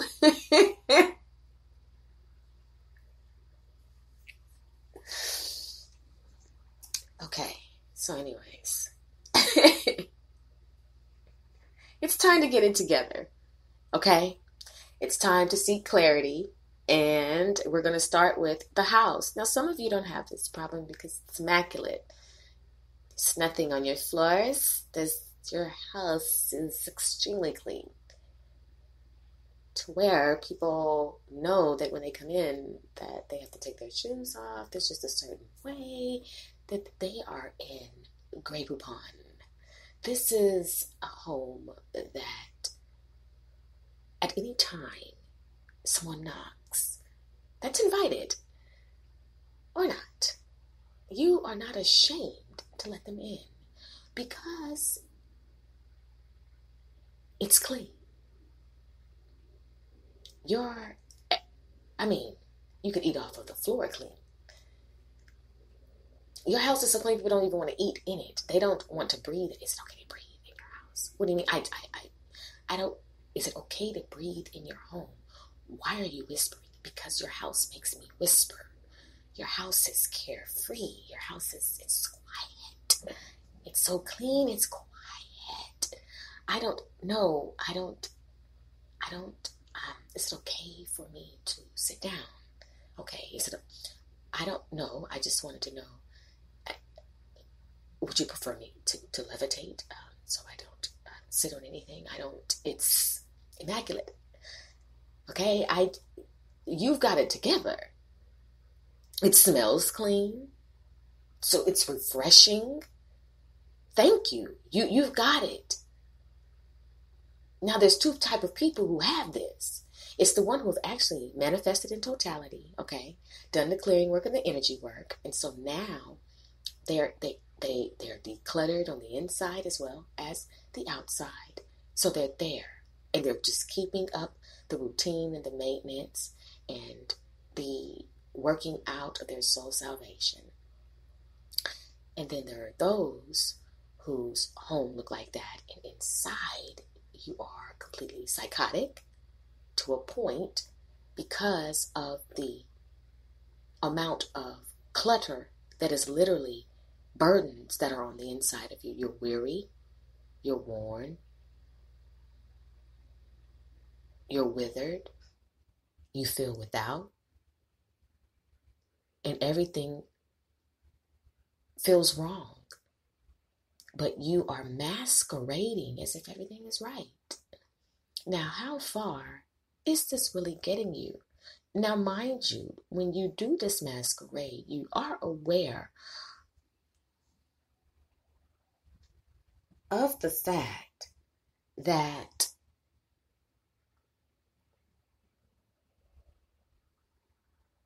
there is somebody who does know what's really going on. And you're not going to get the help that you need pretending. There is, come here, MC Breed. Although I know that MC Breed is not alive anymore. Ain't no future in your fronting. No, there is no future in your fronting. That means that you're not getting anywhere. And mind you, that this process, this mentality that you have, I want you to liken it into the reason why you're not going to get anywhere is because there's no transmission in your car. There's no engine. Okay, so you've got a 2022 Benz and there's nothing inside of the hood. You're really stunting on them. Love to see you cruising around town in that. Yeah, you're pulling up to all the spots. Car hoppers. For real though, yeah, your whip is toy. Doesn't go anywhere, but there it is. You know, it's just like you need your friends to push it. You literally have a Hot Wheel. There's no engine inside of the Hot Wheel. That Hot Wheel, whether it's a Corvette or Lamborghini, whether it's a Honda, whatever type of Hot Wheel that you have, that Hot Wheel is not going to go vroom, vroom if you don't put your hand on it and push it. Real good, salt and pepper. So that's the only way your Hot Wheel is going to move. So what you going to do with your Benz with nothing inside of the hood in real life? What you going to do? Have your friends push it? Are you just going to push the Benz around town? Look at the Benz that I bought that has nothing on the inside of it. There's something wrong. Hollow. And that's what happens. You're hollow in your thinking and you're filled with so much clutter. You're not going to get anywhere masquerading. Can we come to your house this time? No. What about next time? No. Maybe later? No. Why not? Don't worry about it. Okay. You never open up your blinds. What's the point? Can't see out because everything is piled up to the ceiling. And to have a crew come and cut open the roof just to get to you, to only find your body dead next to a window, that's devastating, everybody.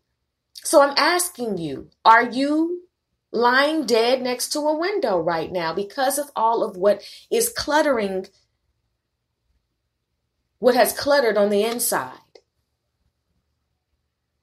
that is, if we're going to cut the roof open, it's because we want to lower our brothers and sisters into to be healed.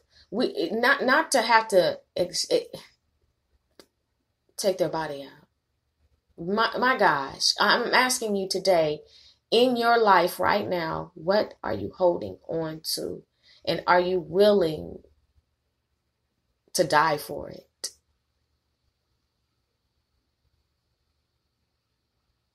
Because you know what's left. All that junk. And that body is gone. The homeowner gone. Gone. The homeowner is gone. And there is still work to do to demolish the home. You still have to clear the junk. The junk has to go regardless. And you have been looking at your circumstances wrong. Why do I have to suffer so much? Why not? Well, why do I have to go through so much? Why not? I'm just tired. I don't seem like I can't catch a break. That's because you're not learning the lessons. Why not? This is designed for something glorious, but you're not tapped in. You're angry about it. But are you angry enough to clear, cleanse, and to declutter? What are you hoarding? Are you hoarding the abuse, the divorce? Are you hoarding the job loss? Are you hoarding being single? Are you hoarding disappointment? What grudges? What are you hoarding? What right now are you holding on to that you just need to let it go? That doesn't mean you're a sucker. Doesn't mean you're a punk. That does not make you weak. It makes you realize that you're in the danger zone. It makes you realize that operating in this low vibrating behavior, energy, is not getting you anywhere, Mercedes, with nothing inside of the hood. You look good, but you don't feel good.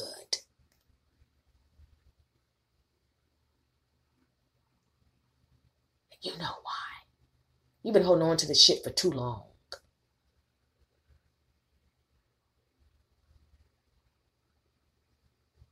It's what you can't see that makes it the crisis. Well, why do you care so much? Why do you care so less? I need you to care so much to the point to where you declutter. You're not able to get to where you need to go with all this shit. How many storage units do you have? How much junk are you just... And then you want to have a garage sale for the junk. You need to throw that shit away. Stop selling your bullshit to people. Stop selling that junk. Throw that shit away. Donate it. Throw it away. And some stuff, let me tell you right now, I'm not going to give it to anybody because I'm not going to transfer that energy. Let me explain something to you what I did. I made sure that any piece of furniture that was in my home that was attached to my childhood, okay, I got rid of the shit.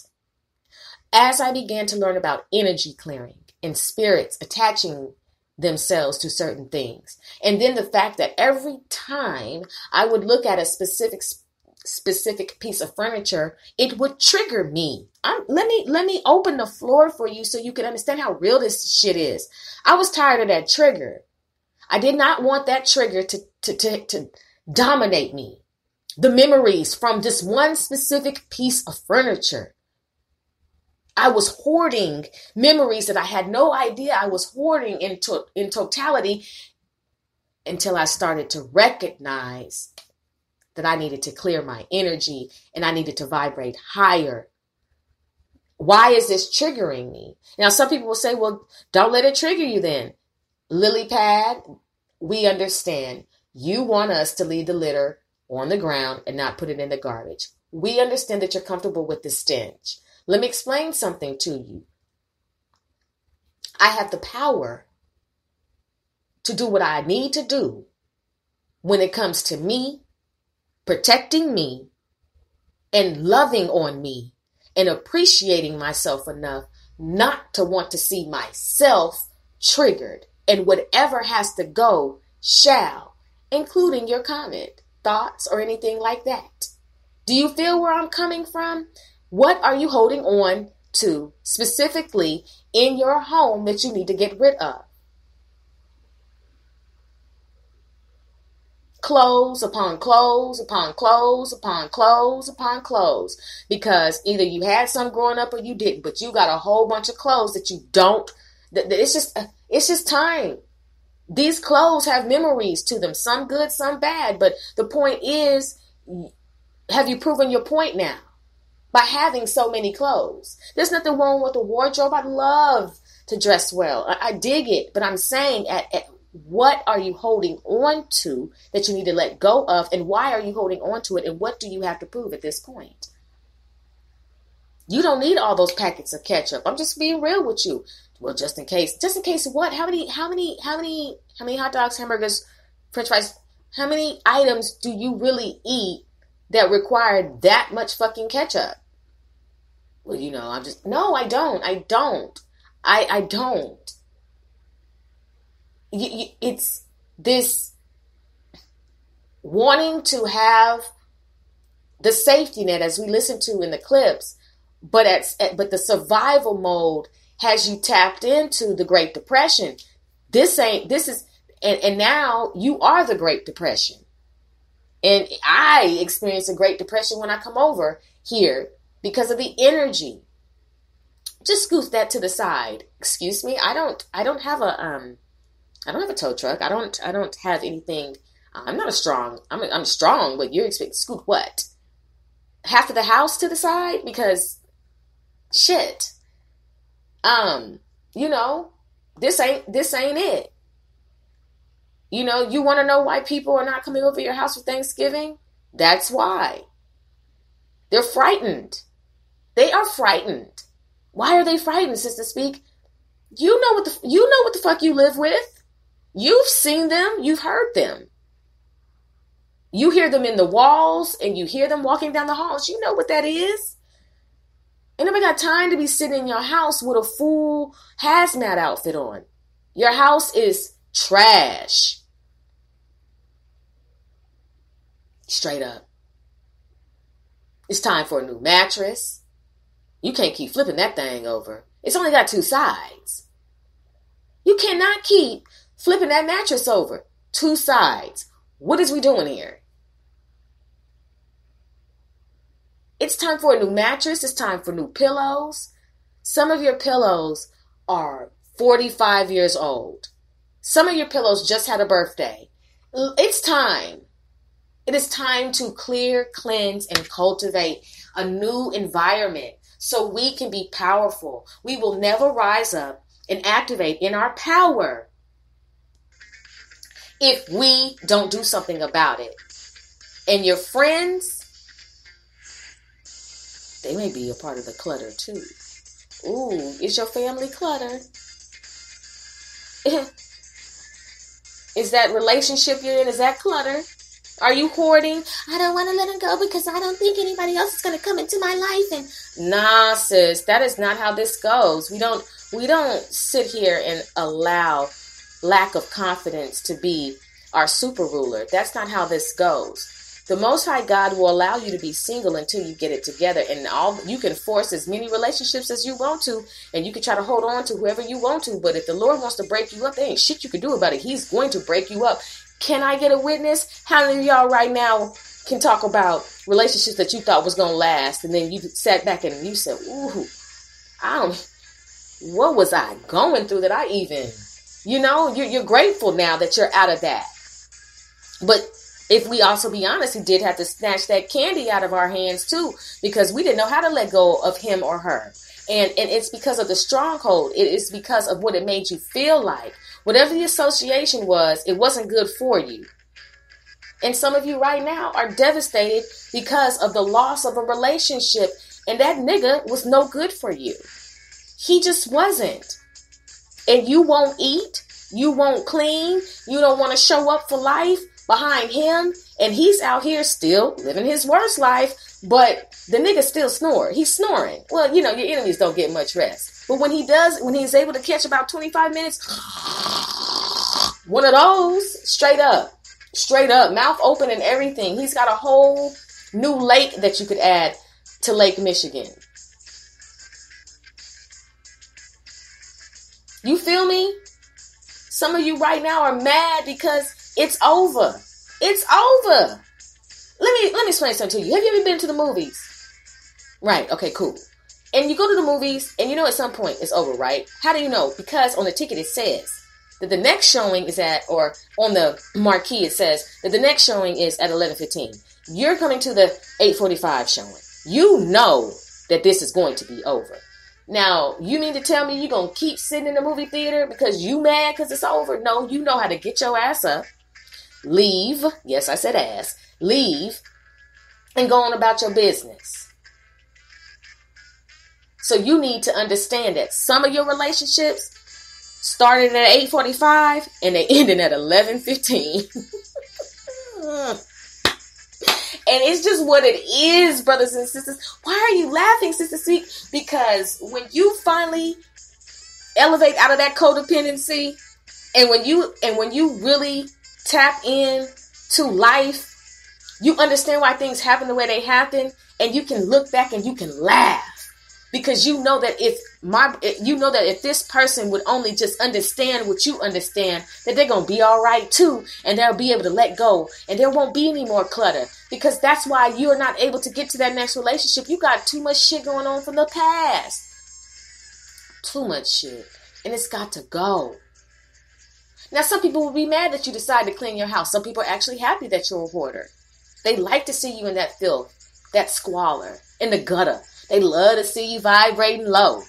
They love it. They love it. And the moment that you decide that you've had enough, they mad about the change. Well, let me explain something to you.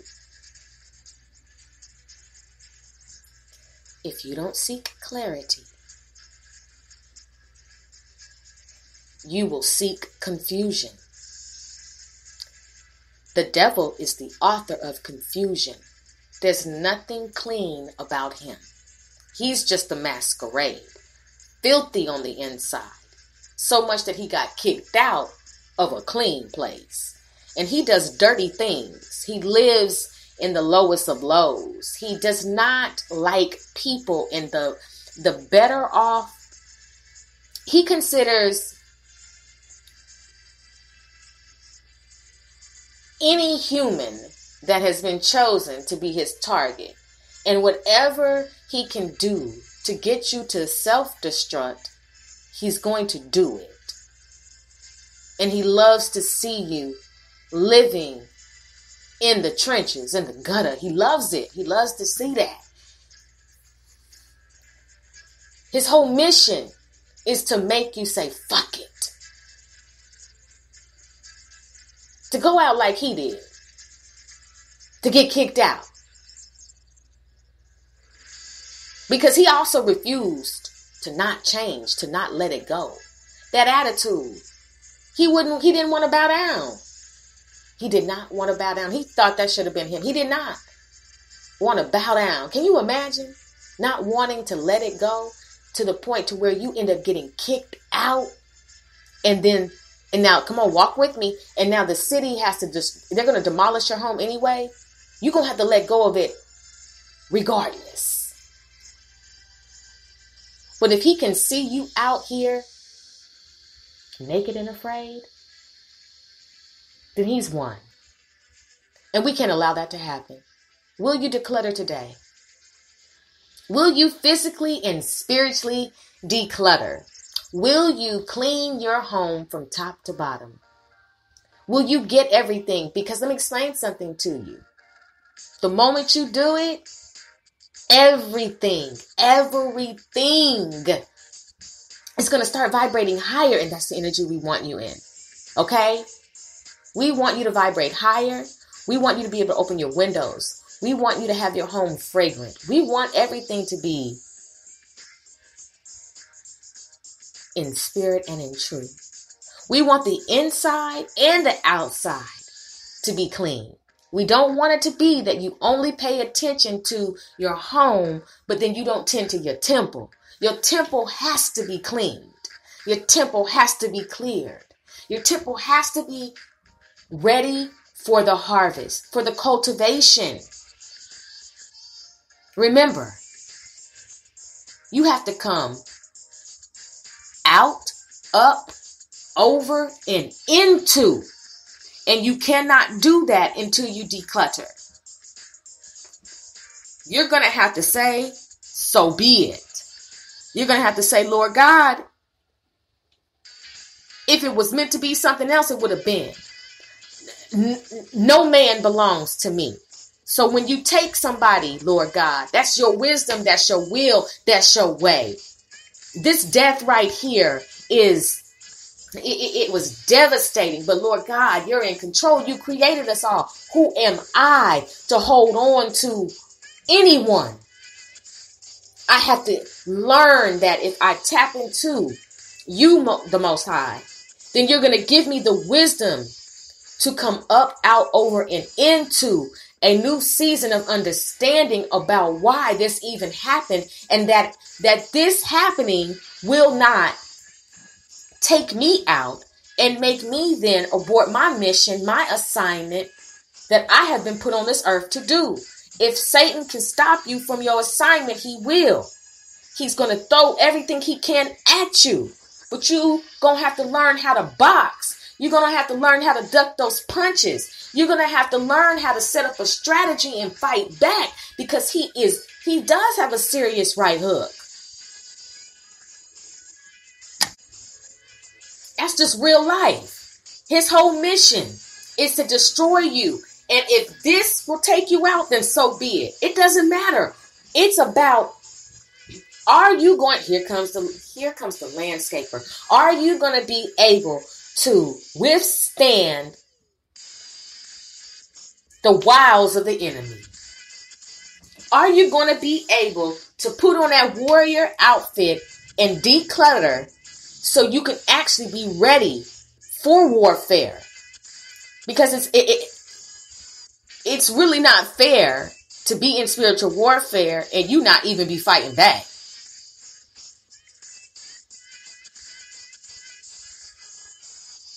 Do not allow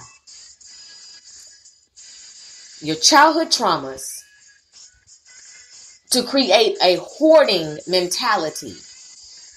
Don't let that make you become a hoarder. All right, so this is what we're going to do as we get ready to wrap up. I'm really concerned about my brothers and sisters who are carrying so much pain inside of them to where the clutter is piling up, whether it be physically or spiritually. So this is what we're going to do. We are going to make today be the beginning of a fresh start. You are going to show yourself so much love. Not conceited, not arrogant, not vain. So much love, agape love, okay? You're going to show yourself love. And I'm not talking about no creepy type of love. I'm talking about real love. You're going to take an interest in yourself. You're going to learn who you really are. You are going to actually tap in to yourself today for the rest of your life. You are going to stop chasing false gods. You're going to stop being a part of the bullshit. And you're actually going to tap into who has been bidding you to come. Let me explain something to you about a bid to come. You better come when you're bidded. When the bidding is happening and he's looking right at you, you better get yourself up and you better go. Some of you have been bullshitting. Straight up. You've been putting off your healing. I'm going to do it next week. I'm going to do it on the 3rd week of Neverwary. I'm going to think about it. You know, I got a couple more dollar bills that I need to let rain real quick. Let me explain something to you. When he bids you to come, you better come. That car accident was a bid. You walked away from it. That was a bid. Getting grazed by the bullet, that was a bid. Here he comes. That was a bid. When you went to the party and your homeboy got shot and you made it out alive, that was a bid to come. When you almost OD'd, that was a bid to come. When you could have gone to jail, but the Lord showed that mercy on you, that's a bid to come. When it could have gone the other way and it didn't, that was a bid to come.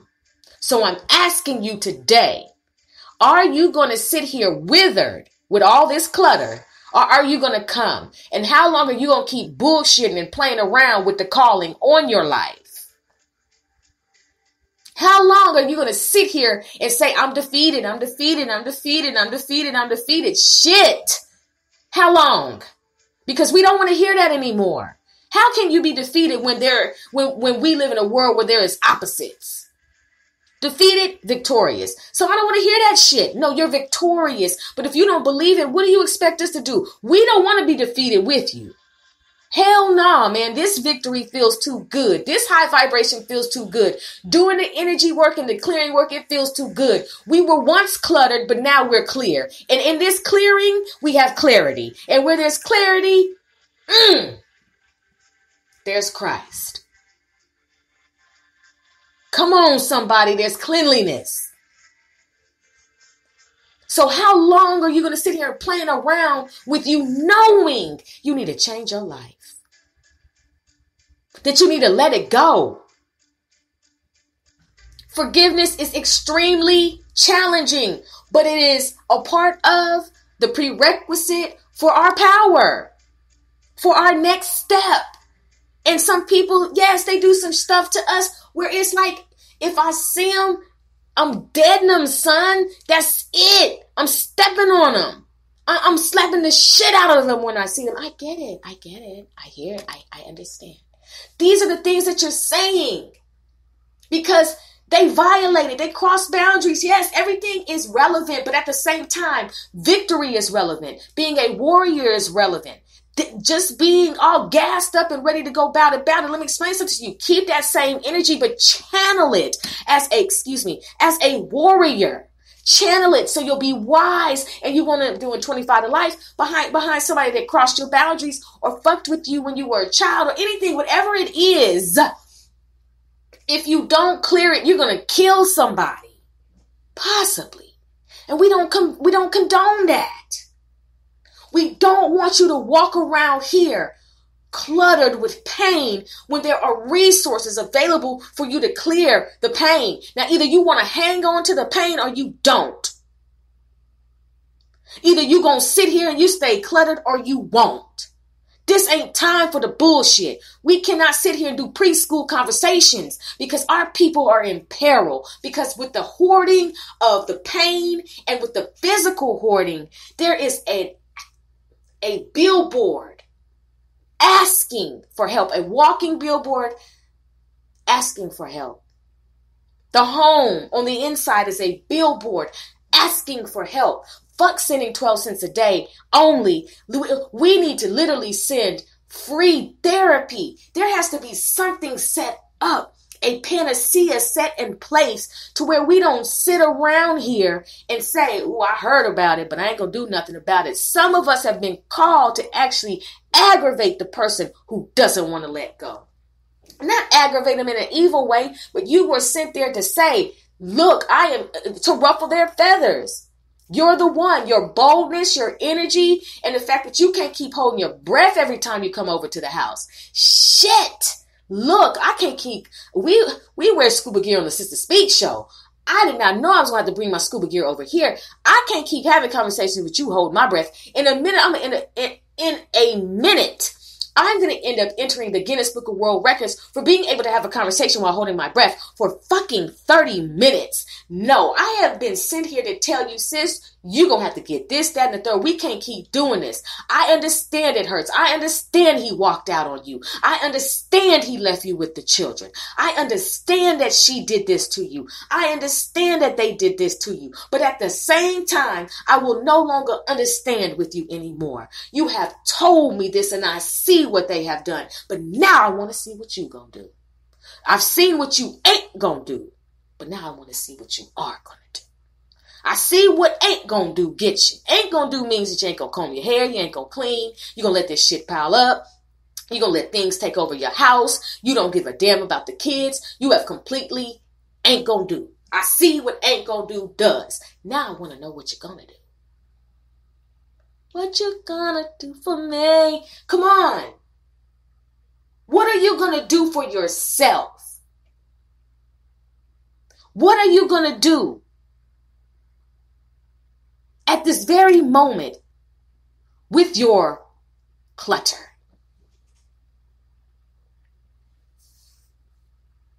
Are you going to keep passing on the clutter? Is this generational clutter? Because they did say that hoarding does come from, some of it stems from genetics. So is this generational? We're just going to keep hoarding the pain. We're going to keep hoarding what happened. We're going to keep, no, don't offer us any help at all. Don't lend us a hand, just lend us an ear. I can't hear at this point. I don't want to hear it because, like I said before, at the beginning of the show, I could tell you everything that you're going to say, and I don't want to hear it anymore. What are you going to do about it?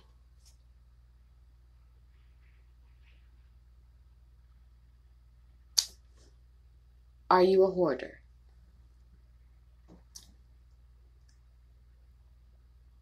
Let it go. Let it go. It stinks. It emits a foul odor. You are uncomfortable to be around. I'm uncomfortable. Your energy is so heavy.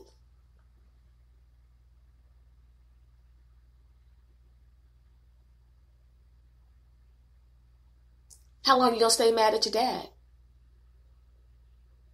I'm not taking away. Listen. I'm not here to make any reunions.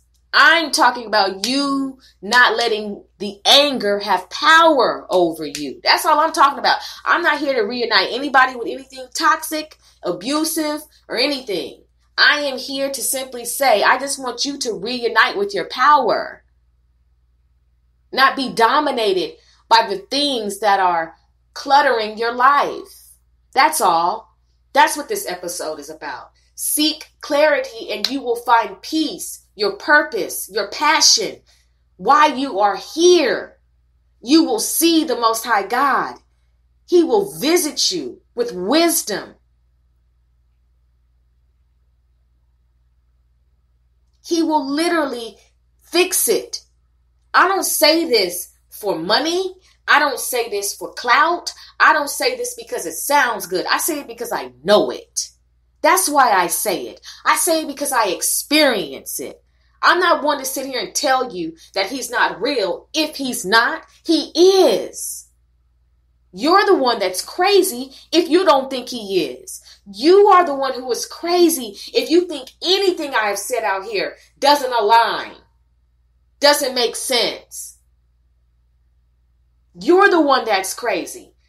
I've been chosen. I'm tapped in.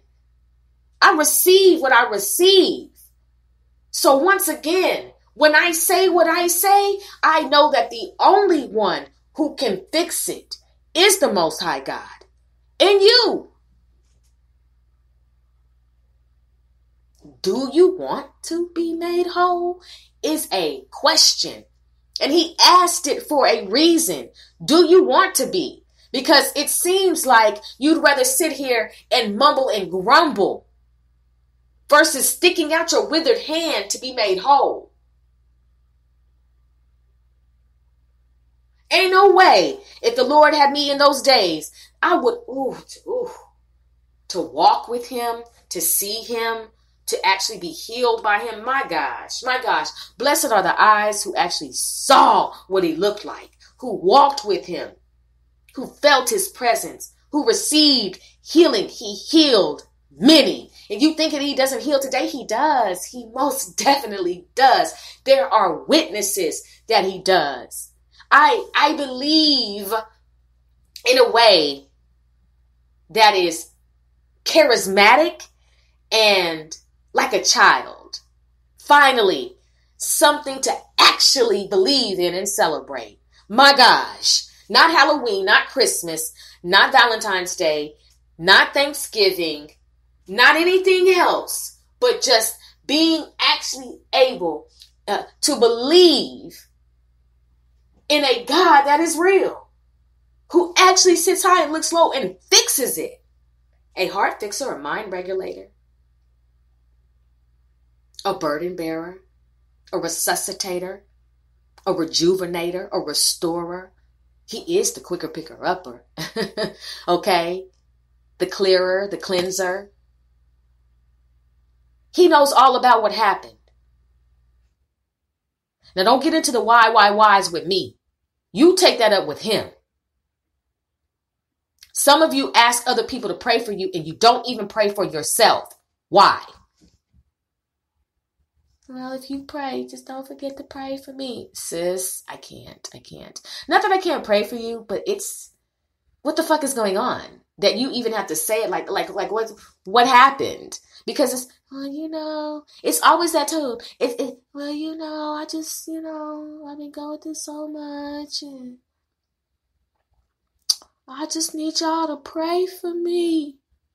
And it's just like, what happened? What's up?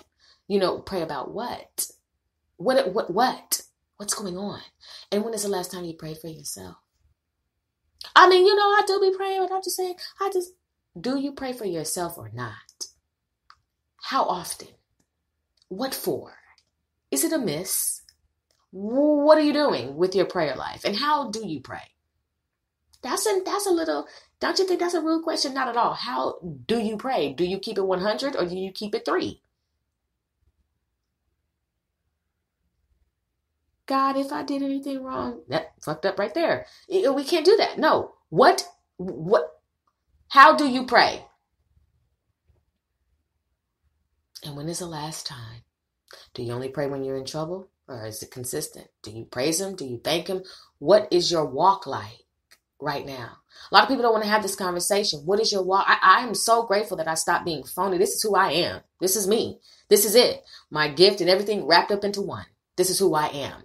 And I've had to clear a lot, cleanse a lot. Yes, I want victory. Yes, I want to be more than a conqueror. Yes, I want to keep my foot on my enemies yet next. Yes, I want vengeance. Yes, I want to be set free. Yes, I want to be delivered. Yes, I want to be made whole. No, I don't want to be withered. No, I don't want to be blind. No, I don't want to be deaf. No, I don't want to be lame. I'd rather be maimed. No, I don't want to sit here and deny that you are the Most High. No, I do believe. No, I will bow and confess now. I'm grateful for the sky cracking. Can't wait for it to happen, but I'm a confess and I'm a bow now.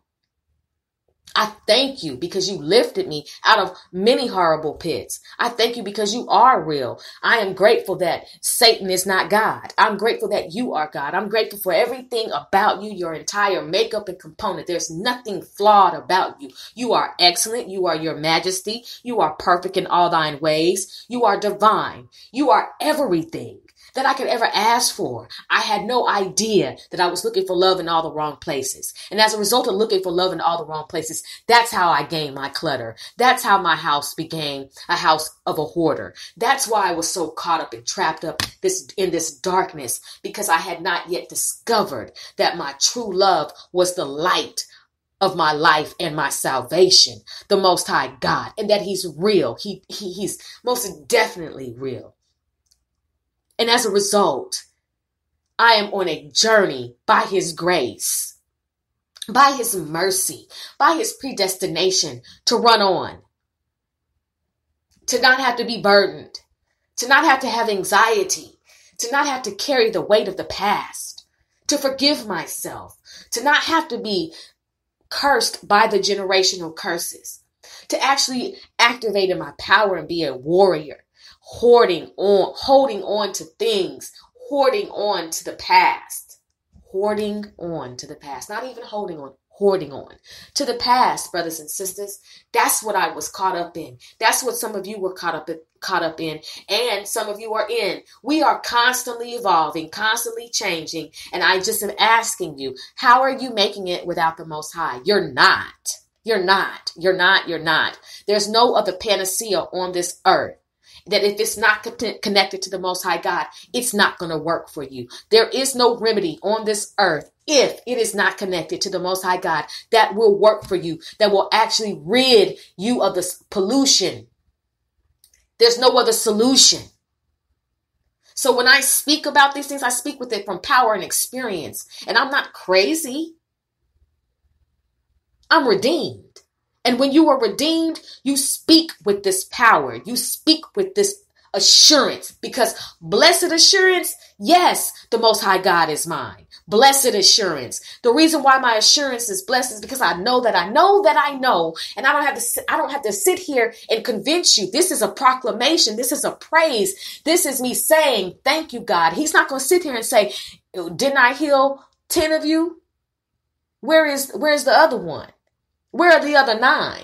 No, thank you, God. Thank you, Most High God. And I'm going to share it. So when it comes to your physical and your spiritual life, are you willing to declutter today? Yes, you are. I'm going to answer for you. Yes, you are. This is not multiple choice. The only answer on this test is yes. We'll be right back after these commercial breaks. There are 3 ingredients that create a good time: relaxation, peace, and laughter. The latest episode of the Laugh Line on the Sister Speak Show is available on demand now, and it's going to give you all 3 rated R for strong content, language, and thoughts on this episode. Comedians we respect. Dave Chappelle's tribute to comedians, naturally funny. How Going Live has advanced comedy careers. Tommy Davidson, a stand-up comedian different from the rest. On the Laugh Line, we're covering all aspects of comedy, classic and contemporary comedy audio clips, special guest comedians, comedy show reviews. You do not want to miss this episode. You're definitely going to be laughing, especially with the Sister Speak sit-down comedy. Get ready. On the Sister Speak Show, where contemporary meets vision, sound, and action, a talk show for great minds that create, inspire, impact, and evolve. Click the link for the latest episode. It's time to podcast and chill. Now all I need is a super fly blazer and a pair of shorts for my photo shoot. Sis, have you made any progress? Everything has to be fly. I'm a professional stylist for a reason, sis. I found these 2 pieces from KK Lachey. They're perfect for your photo shoot. Sitting pics now. Oh, these are lit. Book the look, sis. I ordered the outfit already, sis. Your photo shoot is going to be epic. The summer sale at KK Lachey is going on now. With these looks and more in stock, you're guaranteed to find the look that you need, whether it's for a photo shoot or a day or night out. Shop kklachey.com and get ready. The look, the feel, the vibe. kklachey.com.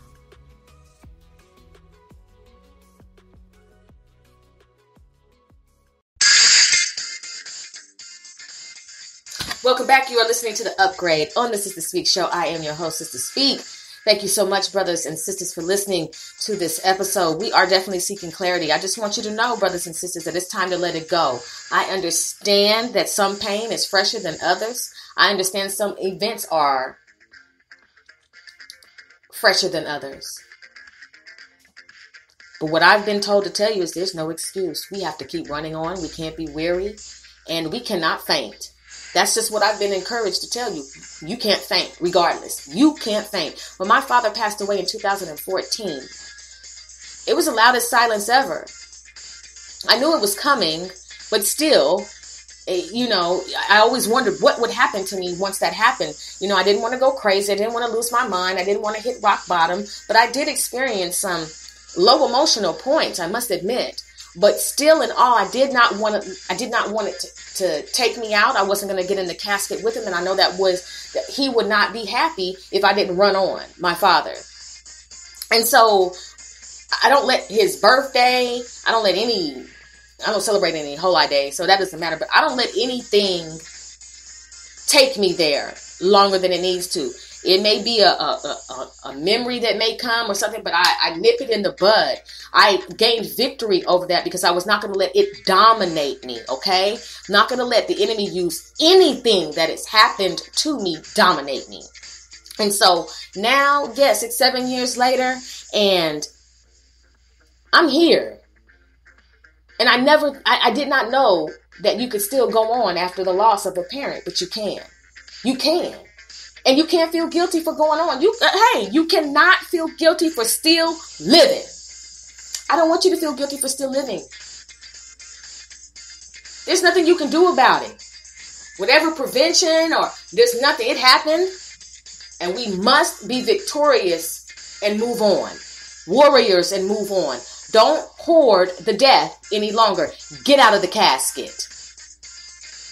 Some of you may even need to stop going and visiting the cemetery. They're not there. Sister Speak, how could you be so cruel? How could I be so biblical? How could I be so spiritual? How could I be so real? They're not there. So you're only adding to the pain. Once I said, keep on celebrating the pain, memorializing the pain. Stop going and putting fresh flowers on a situation that is not there. You're not being disloyal because you don't go and visit the grave. Come on. Some things we self-impose. Some of you got a whole altar in your house right now with pictures and take that shit down. How could you be so... Take it down. You are memorializing the pain. The memory lives on in a different way. You will never move past it if you keep on building an altar for it. Just keep it at 1,000 with you. Stop making that pain your God. And then you'll be able to declutter. We've got to declutter. It is imperative. Warriors, mount up. Brothers and sisters, I do thank you so much for listening to the upgrade. This has been encouraging for me to be able to tell it like it is, brothers and sisters. We are required to vibrate high and to take our low vibrating experiences and use them as a footstool. As a footstool. Don't let that debris pile high. Don't let there be 15, 20 feet of debris inside of you. It is time to clear, cleanse, and cultivate because you are seeking clarity. Are you a hoarder? Not anymore. Why? Because, Sister Speak, it's time to declutter my physical and spiritual life. Run on in, sister. Run on in, brother. Walk and not faint. Run and don't you dare be weary. Thank you. You've been a wonderful listening audience. Weeping may endure for a night, but joy comes in the morning. Yea, though I walk through the valley of the shadow of death, I will fear no evil, for thou art with me. Thy rod and thy staff, they comfort me. The Lord is my rock, my fortress, and my deliverer, my God, my rock, in whom I take refuge, my shield and the horn of my salvation, my stronghold. I return to sender all negative energy, demonic energy, satanic energy, all voodoo, all witchcraft, all black magic. And may it have an adverse effect in your bosom immediately, 100-fold. Now, I took a pause because right when I closed my eyes to say the ending, I was reminded of a dream that I had, and I have to share it. It's brief. I was in the kitchen, and Martin Lawrence was in the kitchen with me. The kitchen was all white, extremely clean. But there was a piece of the wall that was missing. And inside of the wall, it was stuffed with teddy bears, tricycles, all kind. It was like a storage room behind the wall.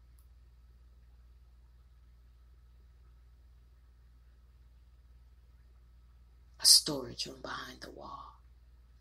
And I was wondering, what did that mean? Some of my dreams that I get, I don't get the interpretation right away.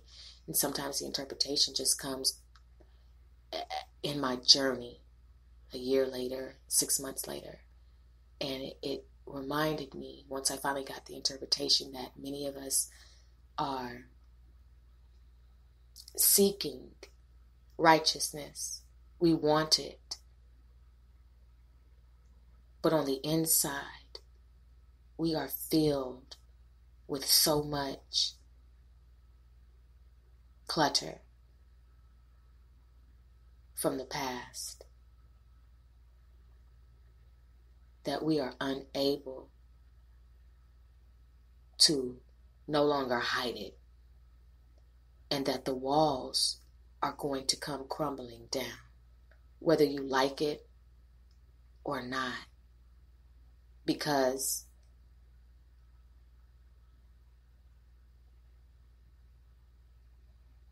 unless the Lord builds the house, he who builds it in vain. Be encouraged. I know my listening audience is divinely protected, and so am I. Be encouraged.